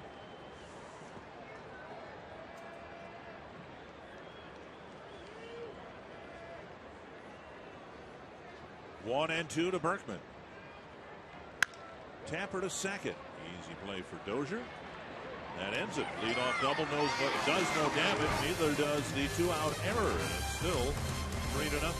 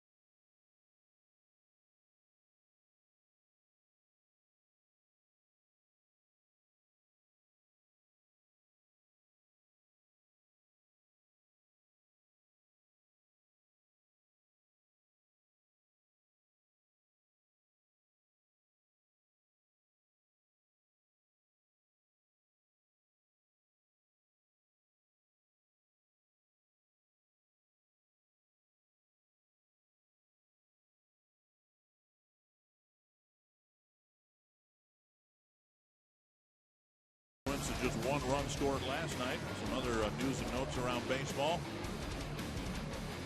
Anthony Rizzo with a couple of home runs. Anibal Sanchez, as we told you, the 17 strikeouts, a new Tiger record. Jordan Zimmerman with a one-hit shutout. And it's the first team since the 2008 Cubs to pitch back-to-back games like that. Chris Parmalee to lead off the 7th, and he takes a fastball, strike one. Justin Grimm starting his 7th inning of work. 83 pitches so far in the ball game. 4 strikeouts, no walks. 1-1.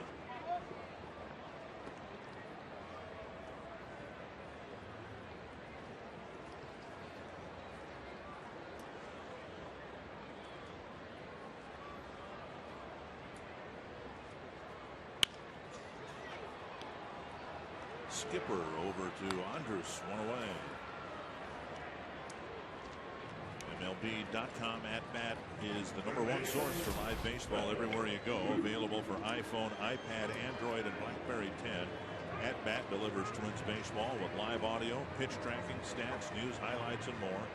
Text @bat to 31826 or visit twinsbaseball.com for details.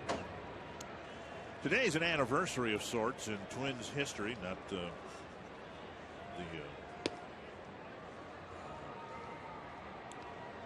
biggest day in Twins history. It wasn't a happy outcome. Just an odd thing happened on this date in 1986. You were there. You remember? No, I forgot what I had for breakfast. The Good Day Cafe. I forgot. I had to throw the name of the cafe in there so Yeah. somebody will. Might get some free orange juice tomorrow. Toward the hole and through. Plouffe hooks a single to left. What happened? On this date in 1986, about this time of the ball game, Twins were leading, I think, 7-1 against the Angels. And the roof in right field at the Metrodome started to collapse, started to sag. There's Joe Ortiz warming up in the Texas bullpen. A thunderstorm had passed, and a downdraft that I guess caught the fabric on a bolt that was sticking out, and the roof was ripping, and the air was rushing out, and the lights in right field were starting to descend onto the upper deck. It's coming back to me. Okay. Is that the game Wally Joyner hit? Yes. Yes. Garcia lifts it foul and out of play. Twins had a healthy lead. The game was stopped. And fans, I was sitting in the stands that day, the fans were excused. They had to go back out into the concourse because they really weren't sure if they were going to be able to succeed in reinflating the roof. Once they were convinced they could do that, the fans took their seats, the players went back to the field, but now the fans were turned up to ultra high, super high, to keep the roof from deflating further. And so you might imagine with the fans on high, the Angels just happened to be the first team batting. They hit 3 or 4 home runs. George Hendrick, I think, hit one. Wally Joyner hit one. The balls. I think Wally Joyner hit a grand slam. And the Twins ended up losing the lead in the game. Took all the fun out of the game.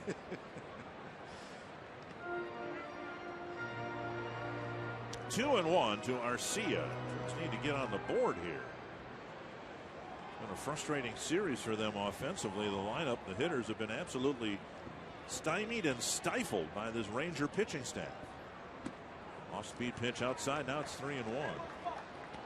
Twins were held scoreless till the 7th inning yesterday when Willingham hit the solo home run.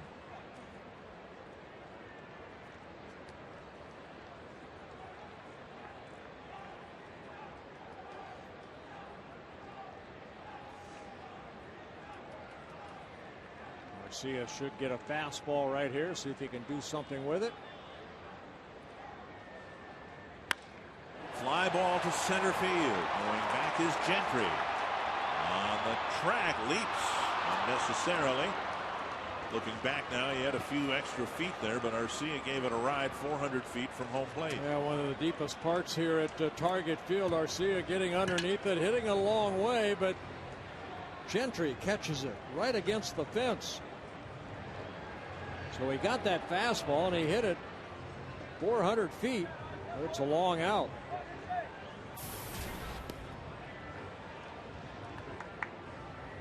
And now Hicks singled, stole a base, ended up at third base in the 5th inning.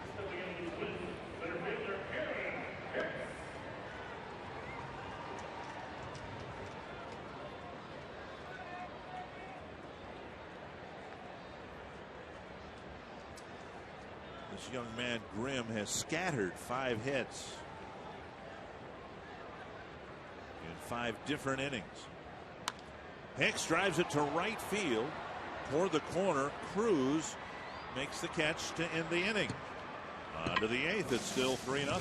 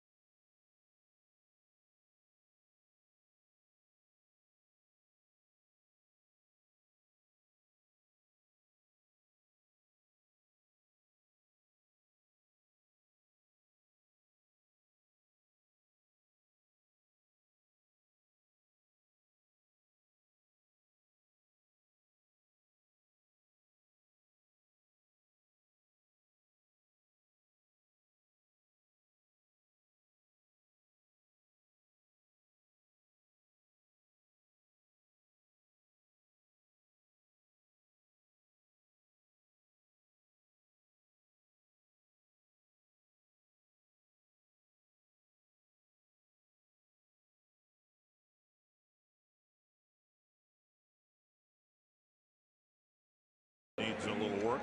Yes. 3-0 Texas. Twins tickets remain affordable and available this year. Get fed and entertained starting at just $13.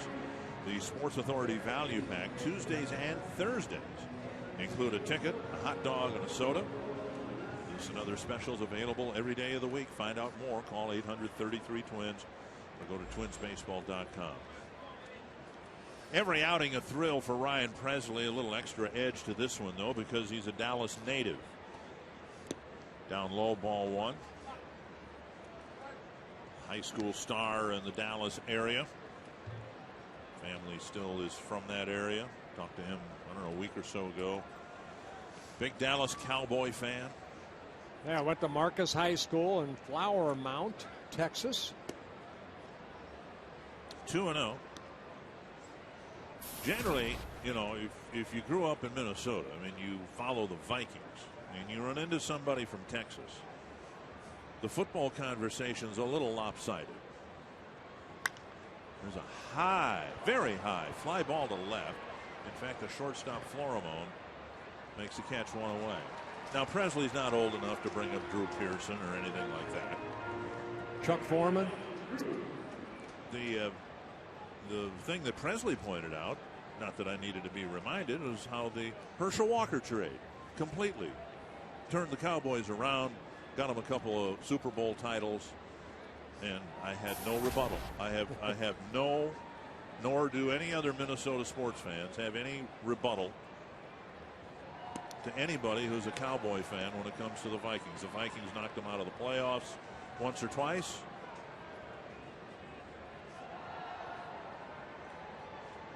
So Presley's got bragging rights as a Cowboy fan. 1 strike.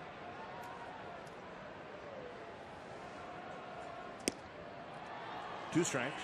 2 good breaking balls right there to Cruz. One he swung through, and then the other one he took.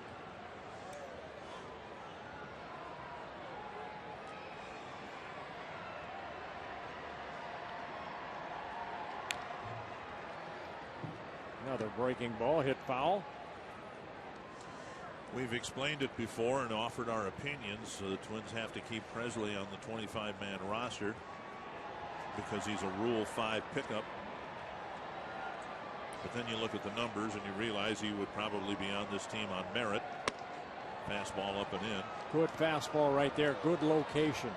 After 3 breaking balls, went up and in.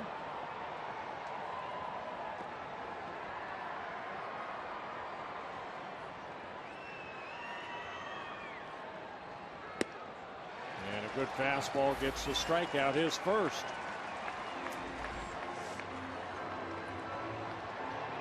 So 2 down. And that'll bring up David Murphy. After the fastball in, he goes fastball away with something on it. And Cruz swings through it.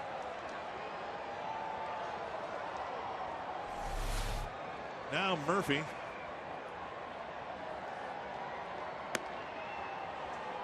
A little bit upstairs. Ball 1. A couple of outfield flies and a single for Murphy. Comes back with a nasty breaking ball.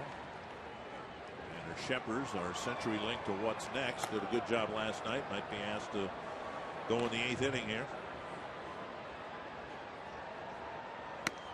2-1. Mid-afternoon baseball tomorrow, 1 o'clock on Sunday. Weather's supposed to be glorious.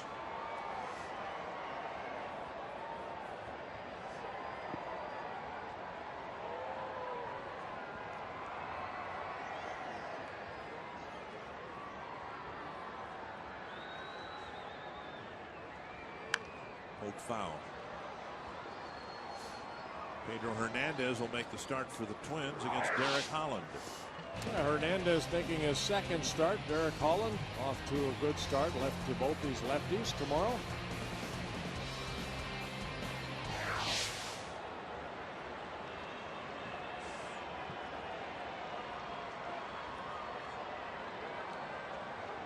Breaking ball. Got him. What an impressive outing for Ryan Presley, as he has a 1-2-3-8 with a pair of strikeouts.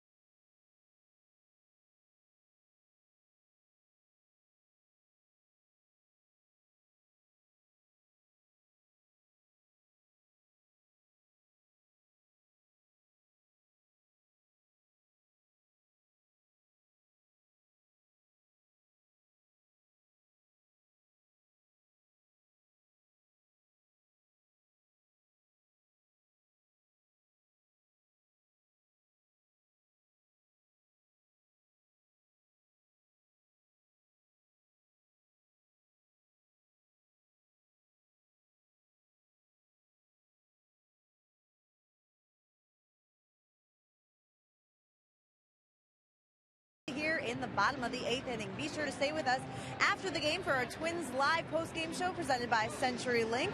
We'll talk about Grimm grounding the Twins tonight for the Rangers, but both teams have really had solid defensive play. Defense abounding tonight at Target Field. We'll talk about that, and we'll also hear from manager Ron Gardenhire. All that and more on Twins Live. Well, thank you, Jamie. We'll see if the Twins can get something done here against this Texas Ranger bullpen. They threatened in the 8th inning last night. Shepard's a part of that. He's back out there again for the 11th time this year. Yeah, Shepard's last night, 1 shutout inning. Did give up a couple hits, an intentional walk to Joe Mauer, but a scoreless inning, something he's been able to do so far. 11 2/3 innings, making his 11th relief appearance. He's the guy that ran the count full to Josh Willingham and got Willingham to wrap into the inning-ending double play in the 8th inning. After loading the bases earlier in the inning, the Twins couldn't deliver the knockout punch, at least get a fly ball to get the game tied. 1-1 to Florimon. 2-1.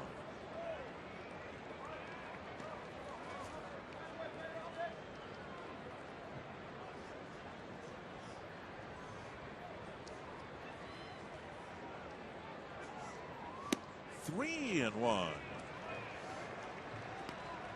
Well, like the Twins, the Rangers, very solid bullpen, combined 2.15 ERA. Slice down the line, twisting foul with Murphy again playing close to the line.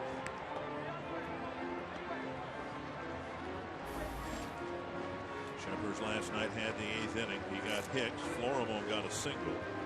Excuse me, that was Ramirez who hit for Florimon in the 8th last night, who got the single. Foul back. Then Dozier doubled. Bauer intentionally walked. Willingham, who had homered an inning before, got a long at bat and hit a hard grounder right at the shortstop Andrus. Full count to Florimon. Bounce to the right side, an easy second hop for Moreland. One away. Back to the top of the order now, and Brian Dozier.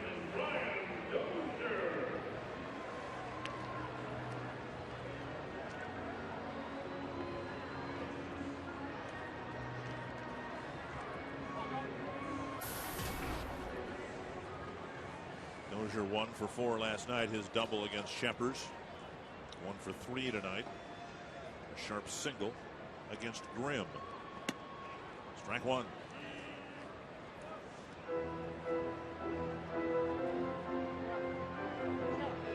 As was the case last night, the Rangers have the left fielder Murphy playing way over in left center field. And if you were watching last night, you remember that Dozier hit a line drive right about where a left fielder would normally stand. Yeah, Shepard's left the ball inside, and Dozier opened up quickly and hit that double.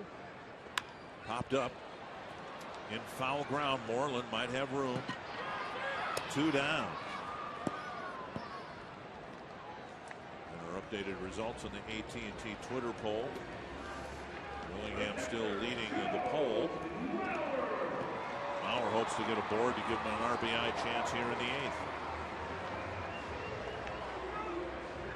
Bauer last night 0 for 3 with the intentional walk. Tonight 0 for 3. He's hit a couple of balls hard to the outfield. A warning track fly ball to center in the 3rd. And then a slicing line drive to the left field corner caught by Murphy in the 6th.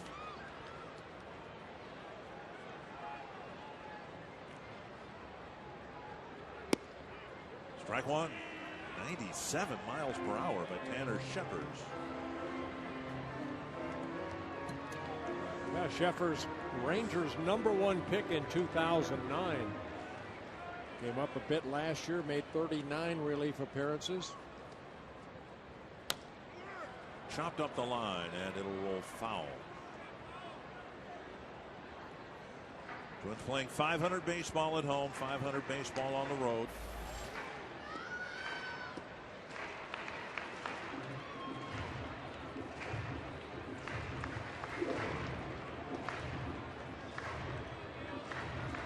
Power in an 0-2 hole.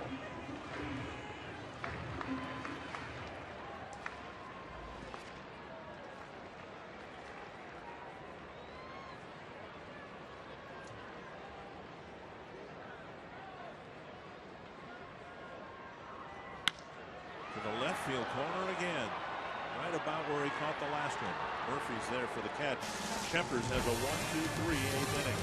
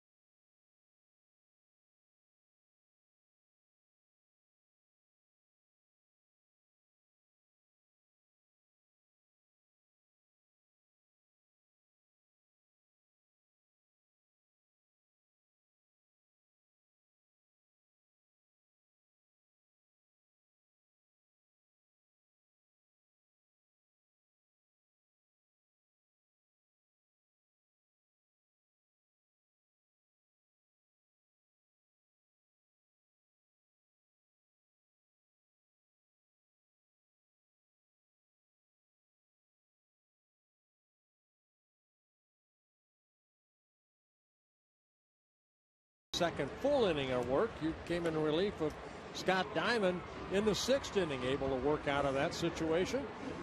Had a good 1, 2, 3 in the 8th. And he had a couple strikeouts. Face the bottom third of the Ranger lineup, starting with Giovanni Soto. This Ranger team looks awfully good. You think of them and their run scoring ability, but my goodness, the Twins have done absolutely nothing except for Willingham's solo home run. They've done nothing at the plate against this Ranger pitching staff. Deep to the right field corner. And a foul ball.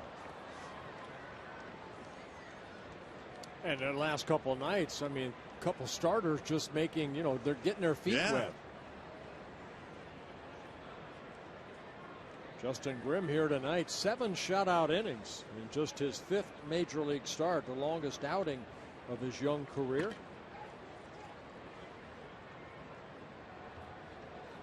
Tepish last night making just his 4th major league start, went 6 2/3 innings. So when Matt Harrison comes back and this Ranger projected rotation is put back together, they're gonna have some decisions to make. Well, you mentioned last night we don't get Darvish either. Darvish is not pitching in this 4-game series, and he's off to a 4-1 start in 5 starts with an ERA at 1.6. Almost threw a perfect game earlier this month. Now 3-1 to Soto. Moreland and Gentry will follow.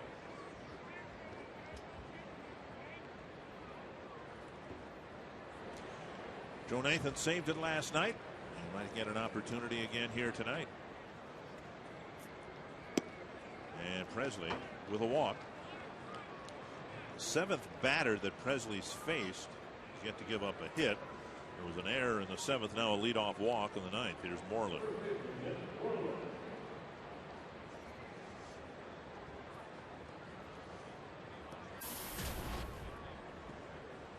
Moreland against Scott Diamond did fairly well. He got a couple of doubles, came into the game hitting just 111 against left-handers, and he touched Diamond for 2 doubles. He hit into a double play to end the 4th inning, and that's what Presley would like to get again right here. Ground ball. Twins have turned 2 double plays here tonight. Rangers have turned 1.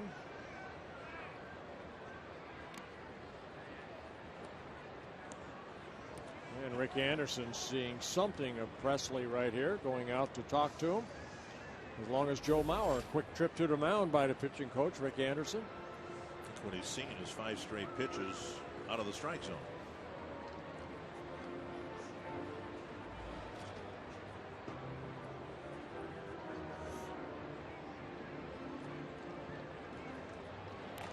Casey Fiend warming up in a hurry. He's trying to keep this game within reach at 3-0. Fiend pitched in last night's ball game. Just a third of an inning through 4 pitches. And Presley right there pointing at Florimone, meaning if the ball is hit back to me, you're covering.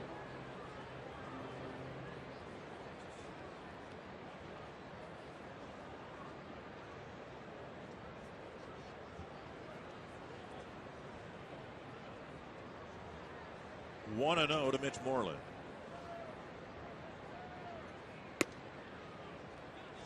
Two 2-0.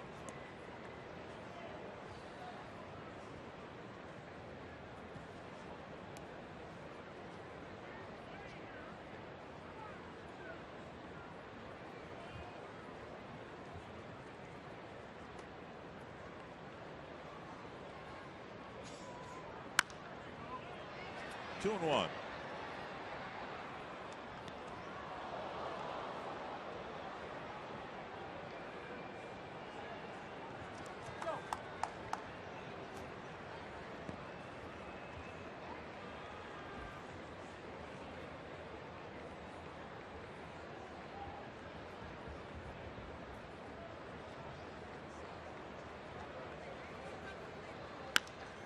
Now 2-2. You look at the Rangers and what their business model has been like, and you can see similarities between the Rangers and how the Twins went about their business when they were winning division titles, you do have to let some free agents go. You can't retain everybody. And the Rangers let Hamilton go this year. They let C.J. Wilson go the year before that. Well, you have to rely on your farm system, too. And that's, you're looking for the last 2 starters have come out of their farm system. Last 3 years prior to this year, Rangers have won 90 or more ball games all 3 seasons. Twice they went to the World Series. Twice they lost, but they got there.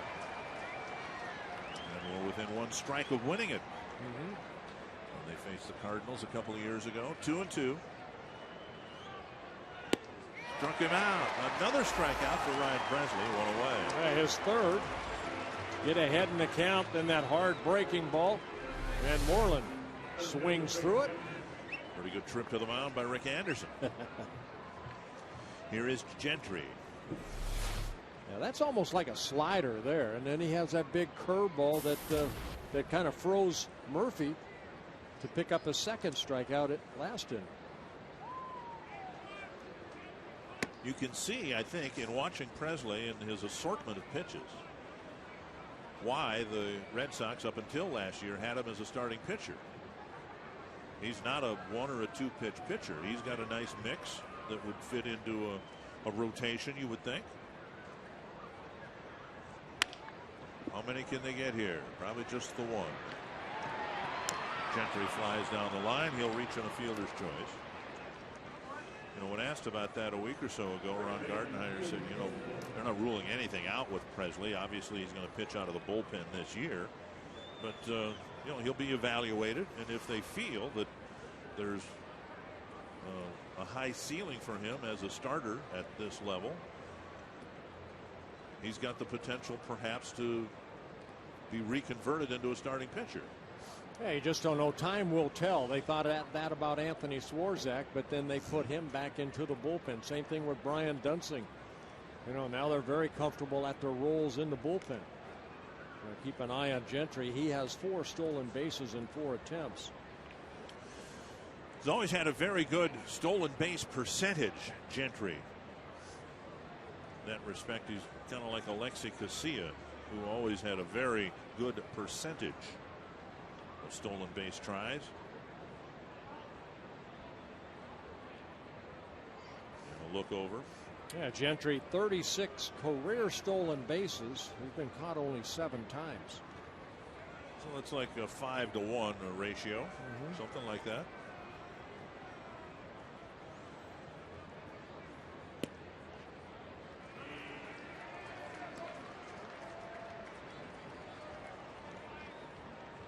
Mentioned Paul Molitor, who's here at the game tonight. That was one of his strengths as a base runner. There were faster runners around, but he always had a great stolen base percentage. He knew when to run, what counts to run on. 2 strikes. Now this would be a bad count to run on because the hitter's in a pretty tough spot anyway, and Presley might throw an off-speed pitch here and increase Gentry's chances of stealing. Yeah, 1 extra step is the factor sometimes for a good base runner to try to steal a base. The breaking ball, of course, takes a little longer to get to Joe Mauer than a fastball. Gentry stays put. The pitch driven to left center field. Aaron Hicks won't catch it. It's off the wall. And Gentry around third is going to score on a double by Kinsler.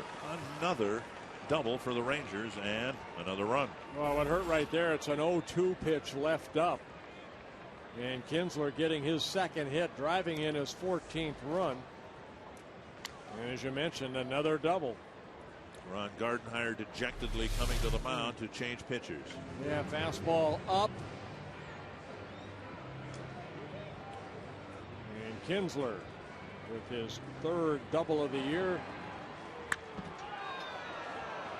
It's a deep to left center. And you can see the speed of Gentry right there as he scores the 4th run for the Rangers. 4-0 here in the 9th inning.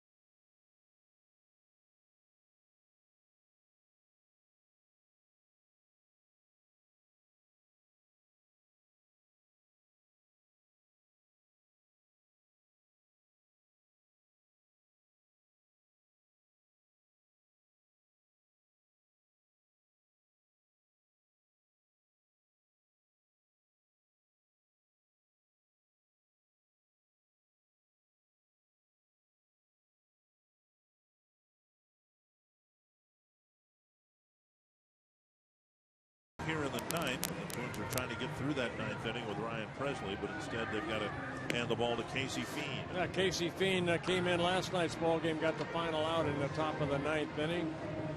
He did give up a double to Ian Kinsler. Just saw Kinsler get a hit, and then he got Andres to pop up to Justin Morneau for the final out. Fiend making his 10th relief appearance.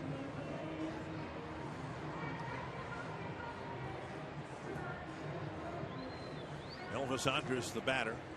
That ERA slowly coming down. He only had that one bad outing in Baltimore where he actually left the game with bases loaded, and then Tyler Robertson gave up that grand slam to Chris Davis, and 3 runs scored. Those were Casey Fiend's runs.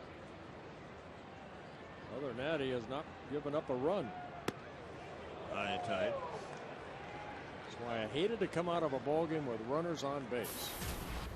That happened to you once or twice, did it? He had no control over it, you know. Well, you shouldn't have let the runners on base in the first place. I did a lot of times. Didn't mean to. 1-0. And the breaking ball snaps over 1-1. They head to the bottom of the ninth. The Twins are going to send up Willingham, Morneau, Parmalee, and then they hope a whole bunch of other hitters.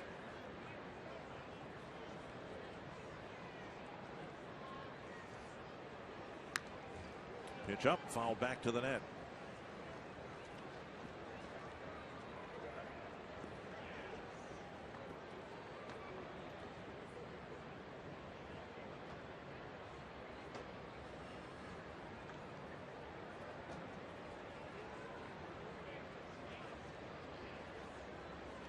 Runner at second is Kinsler. He's got a couple of hits tonight, driving in a run with his 9th inning double. Still 1-2.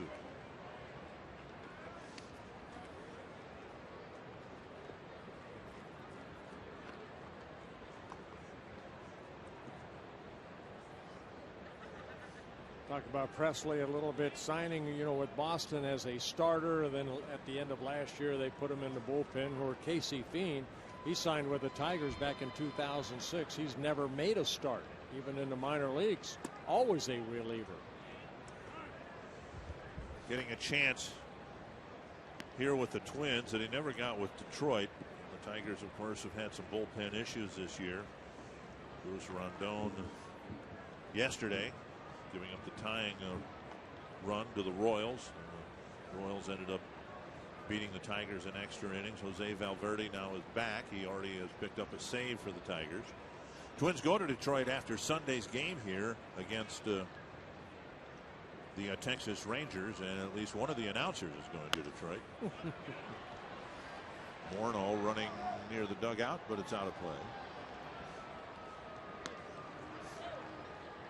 Ron Coomer is going to take my place on this next road trip. So then you're not going to Cleveland either? No. What about Boston? No.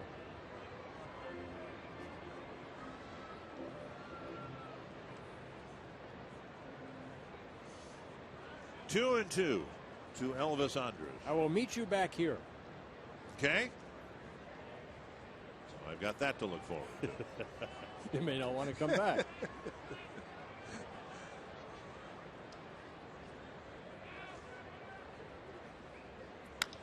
High fly to left. A long run for Arcia. But he's there to end the inning. The leadoff walk leads to another run for the Rangers.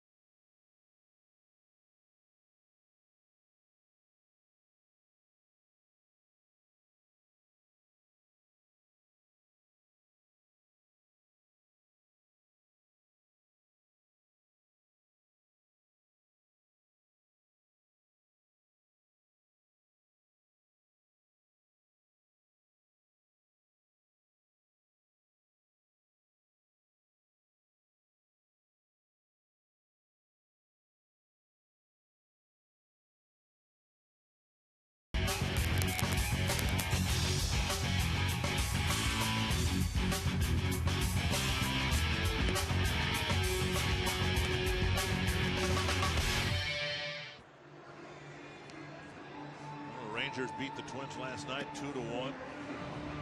They scored early tonight, tacked on another run here, another run there. It's 4-0. And with the lead now 4 runs, it's not Joe Nathan, but Joe Ortiz, who comes out of the Texas bullpen. Yeah, not a save situation. So Joe Ortiz, one of the 3 left-handers in that bullpen for Ron Washington, coming out.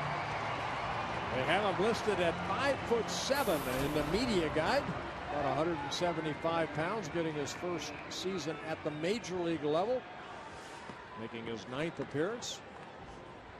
Ortiz from Venezuela. Josh Willingham, Justin Morneau, Chris Parmelee.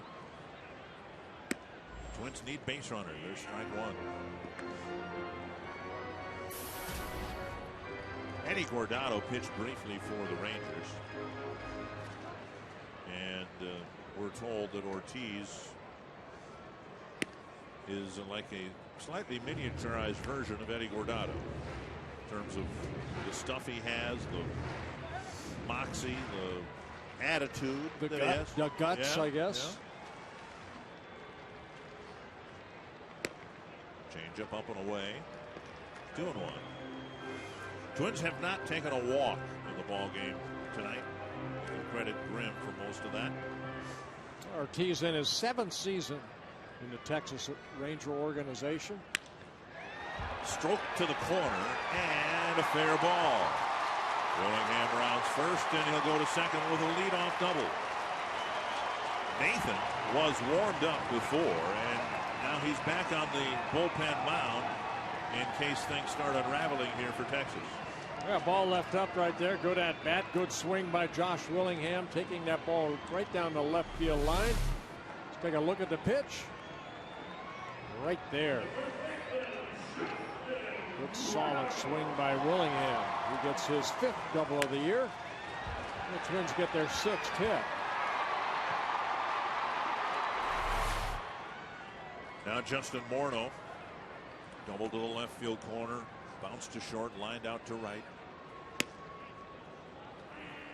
Maybe the hard work that Justin's put in the last couple of days. And of course he lives and breathes the extra work he can put in, and with all the weather issues, no one's been able to do much of anything before games.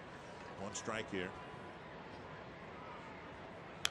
Fouled back. That's a good point, Dick, because we were out here early again, and he was actually hitting on a tee, where if he was hitting off a tee, you could see Joe Nathan getting loose, but it would be inside. Right. And now at least you're outside with the outside elements.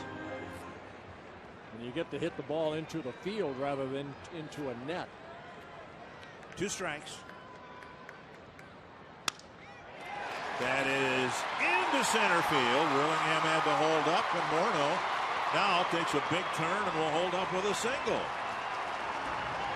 Well, something has started at least here in the 9th inning, and the question for Ron Washington is, how far do I go with Ortiz with Nathan warmed up? It's a safe situation now.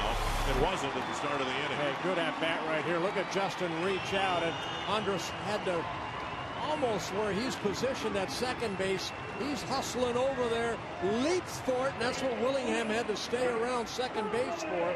Gets into center field. Josh stops at third base. Now Parmelee in a key at bat. If he can reach, then the Twins would have Plouffe and hopefully some others set up to represent the tying run. Parmelee in tonight's game, a fly ball to right and 2 ground balls.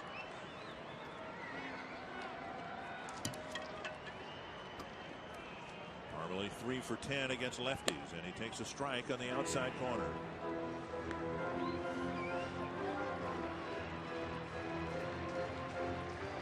Given how things have developed here in the 9th inning, pretty good bet that Parmelee will be the last man that Ortiz faces. 1-1. Twins again tonight with Ryan Doumit available on the bench, a switch hitter with some power.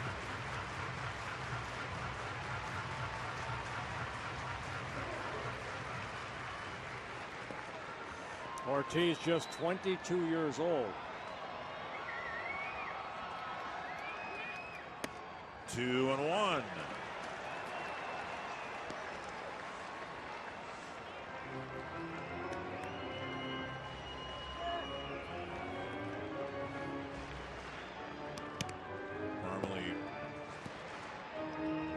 with a walk against a lefty who was hit by Matt Thornton last weekend. Another left-handed pitcher trying to get aboard here in the ninth. Called strike, a breaking pitch that caught the corner. Well, that's a slider right there. They say that's his best pitch. He's got a fastball, 90 to 92, but this the slider. Good location. 2-2 to Parmalee.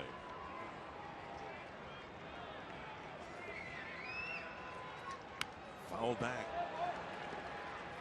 91-mile-an-hour fastball. So if he tops out in the low 90s, and then there's Tim Collins at 5'7" for the Royals who can hit 94, 95, where in the world do these smaller guys get all that power?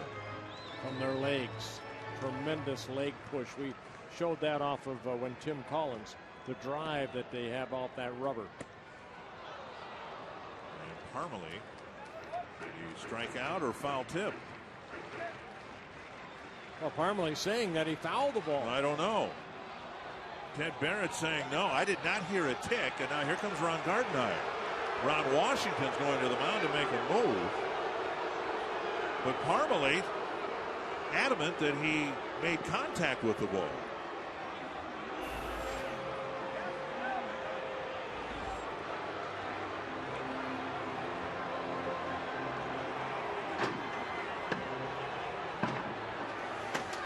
That's a huge call.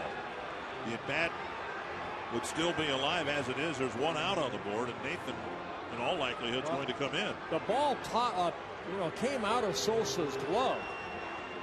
That's why I think, Parmalee maybe nicked it. Sosa dropped it, so it should have been a foul ball. Well, Nathan is trotting in from the bullpen. Take a look right here. It's hard to tell, but Soto's been catching a long time. That pitch was right down the middle. What other reason would there be for him not to catch the ball? And Parmalee looking at the ball. Let's listen. See, I didn't hear a foul tip. Hurt his glove. Yeah. A pitching change with one out on the board, and the Twins threatening in the ninth.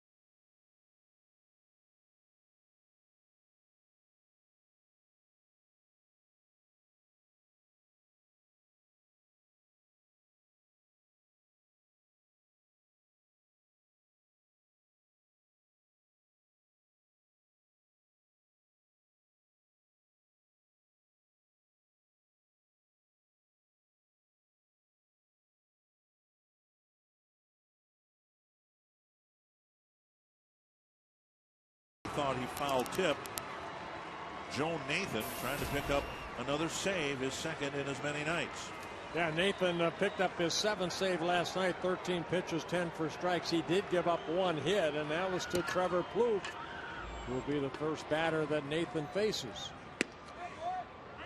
If the Rangers had not scored in the top of this inning, or if Parmalee had reached, the Twins might very well pinch hit for Plouffe here, but Ryan Doman would be the logical pinch hitter. He would not represent the tying run yet. Arcia on deck.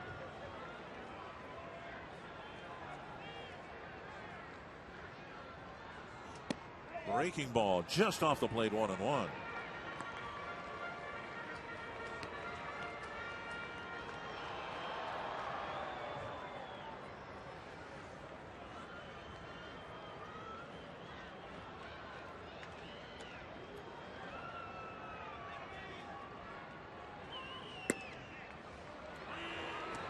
2. Plouffe singled his last time up, looking a ground ball through the hole on the left side of the infield.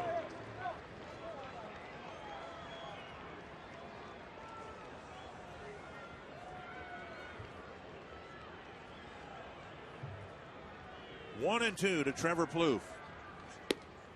And now 2 and 2. Behind Plouffe, the left-hand swinging Garcia, and the switch hitter Hicks.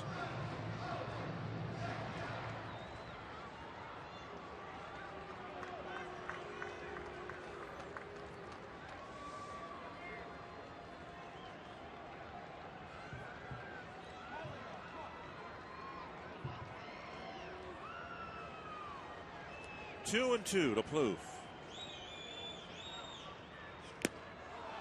3, 2 down. Fastball away. Nathan picks up a strikeout, the second out of the inning. Take another look at Chris Parmalee right here. We really don't. You're right. I mean, Sosa right there. He's established catcher. Right down the middle. Yeah. Why else would he not have caught it if not for a foul tip? Right. Ball popping out of the glove. You see the ball hitting the ground. That's why Parmalee thought it was a foul ball. Well, now Arcia's job is to try to keep the game alive now for Aaron Hicks. Arcia with a strikeout and a couple of deep fly balls.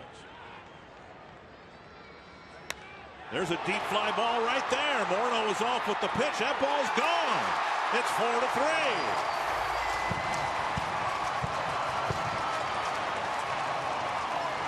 His second 3-run home run in 24 big league at bats. Well, you can kind of see why the Twins want this young man to get some at bats here. Jumped on that first pitch from Joe Nathan. Makes it a 4-3 game. Fastball, good solid swing. A line drive home run.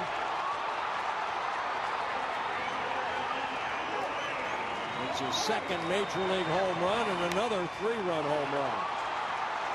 And now Domit will hit for Hicks. It was Domit in the box ending the game last night with a deep fly ball to left field. I asked Ryan during batting practice today. First I said I thought that ball was going to go out when you hit it. He said so do I, or so did I. He said I thought I hit that pretty hard to the opposite field. 1-0 from Nathan to Domit. To center. Hit right at Gentry, and the game ends. So the Twins get 3, but ultimately the run the Rangers got in the top of this inning, the deciding factor, and the Twins lose by 1 run again. Well, it is Texas Ranger Ball Club. They are tough to beat, but you know, you look at what the pitchers did today for the Twins. They kept them in the game, made it exciting at the end. It just didn't happen. Joe Nathan picks up his 8th save. And Oswaldo Arcia, 3-run home run for the extent of the Twins scoring tonight. Tom Hanneman last night, it was just a 1 solo home run by Josh Willingham. The Twins will try to score earlier and more often tomorrow in Game 3. Dick, another 1-run loss for the Twins as Texas becomes the first 16-game win team in Major League Baseball. Up next on Twins Live, we'll break it all down. Twins Live presented by CenturyLink.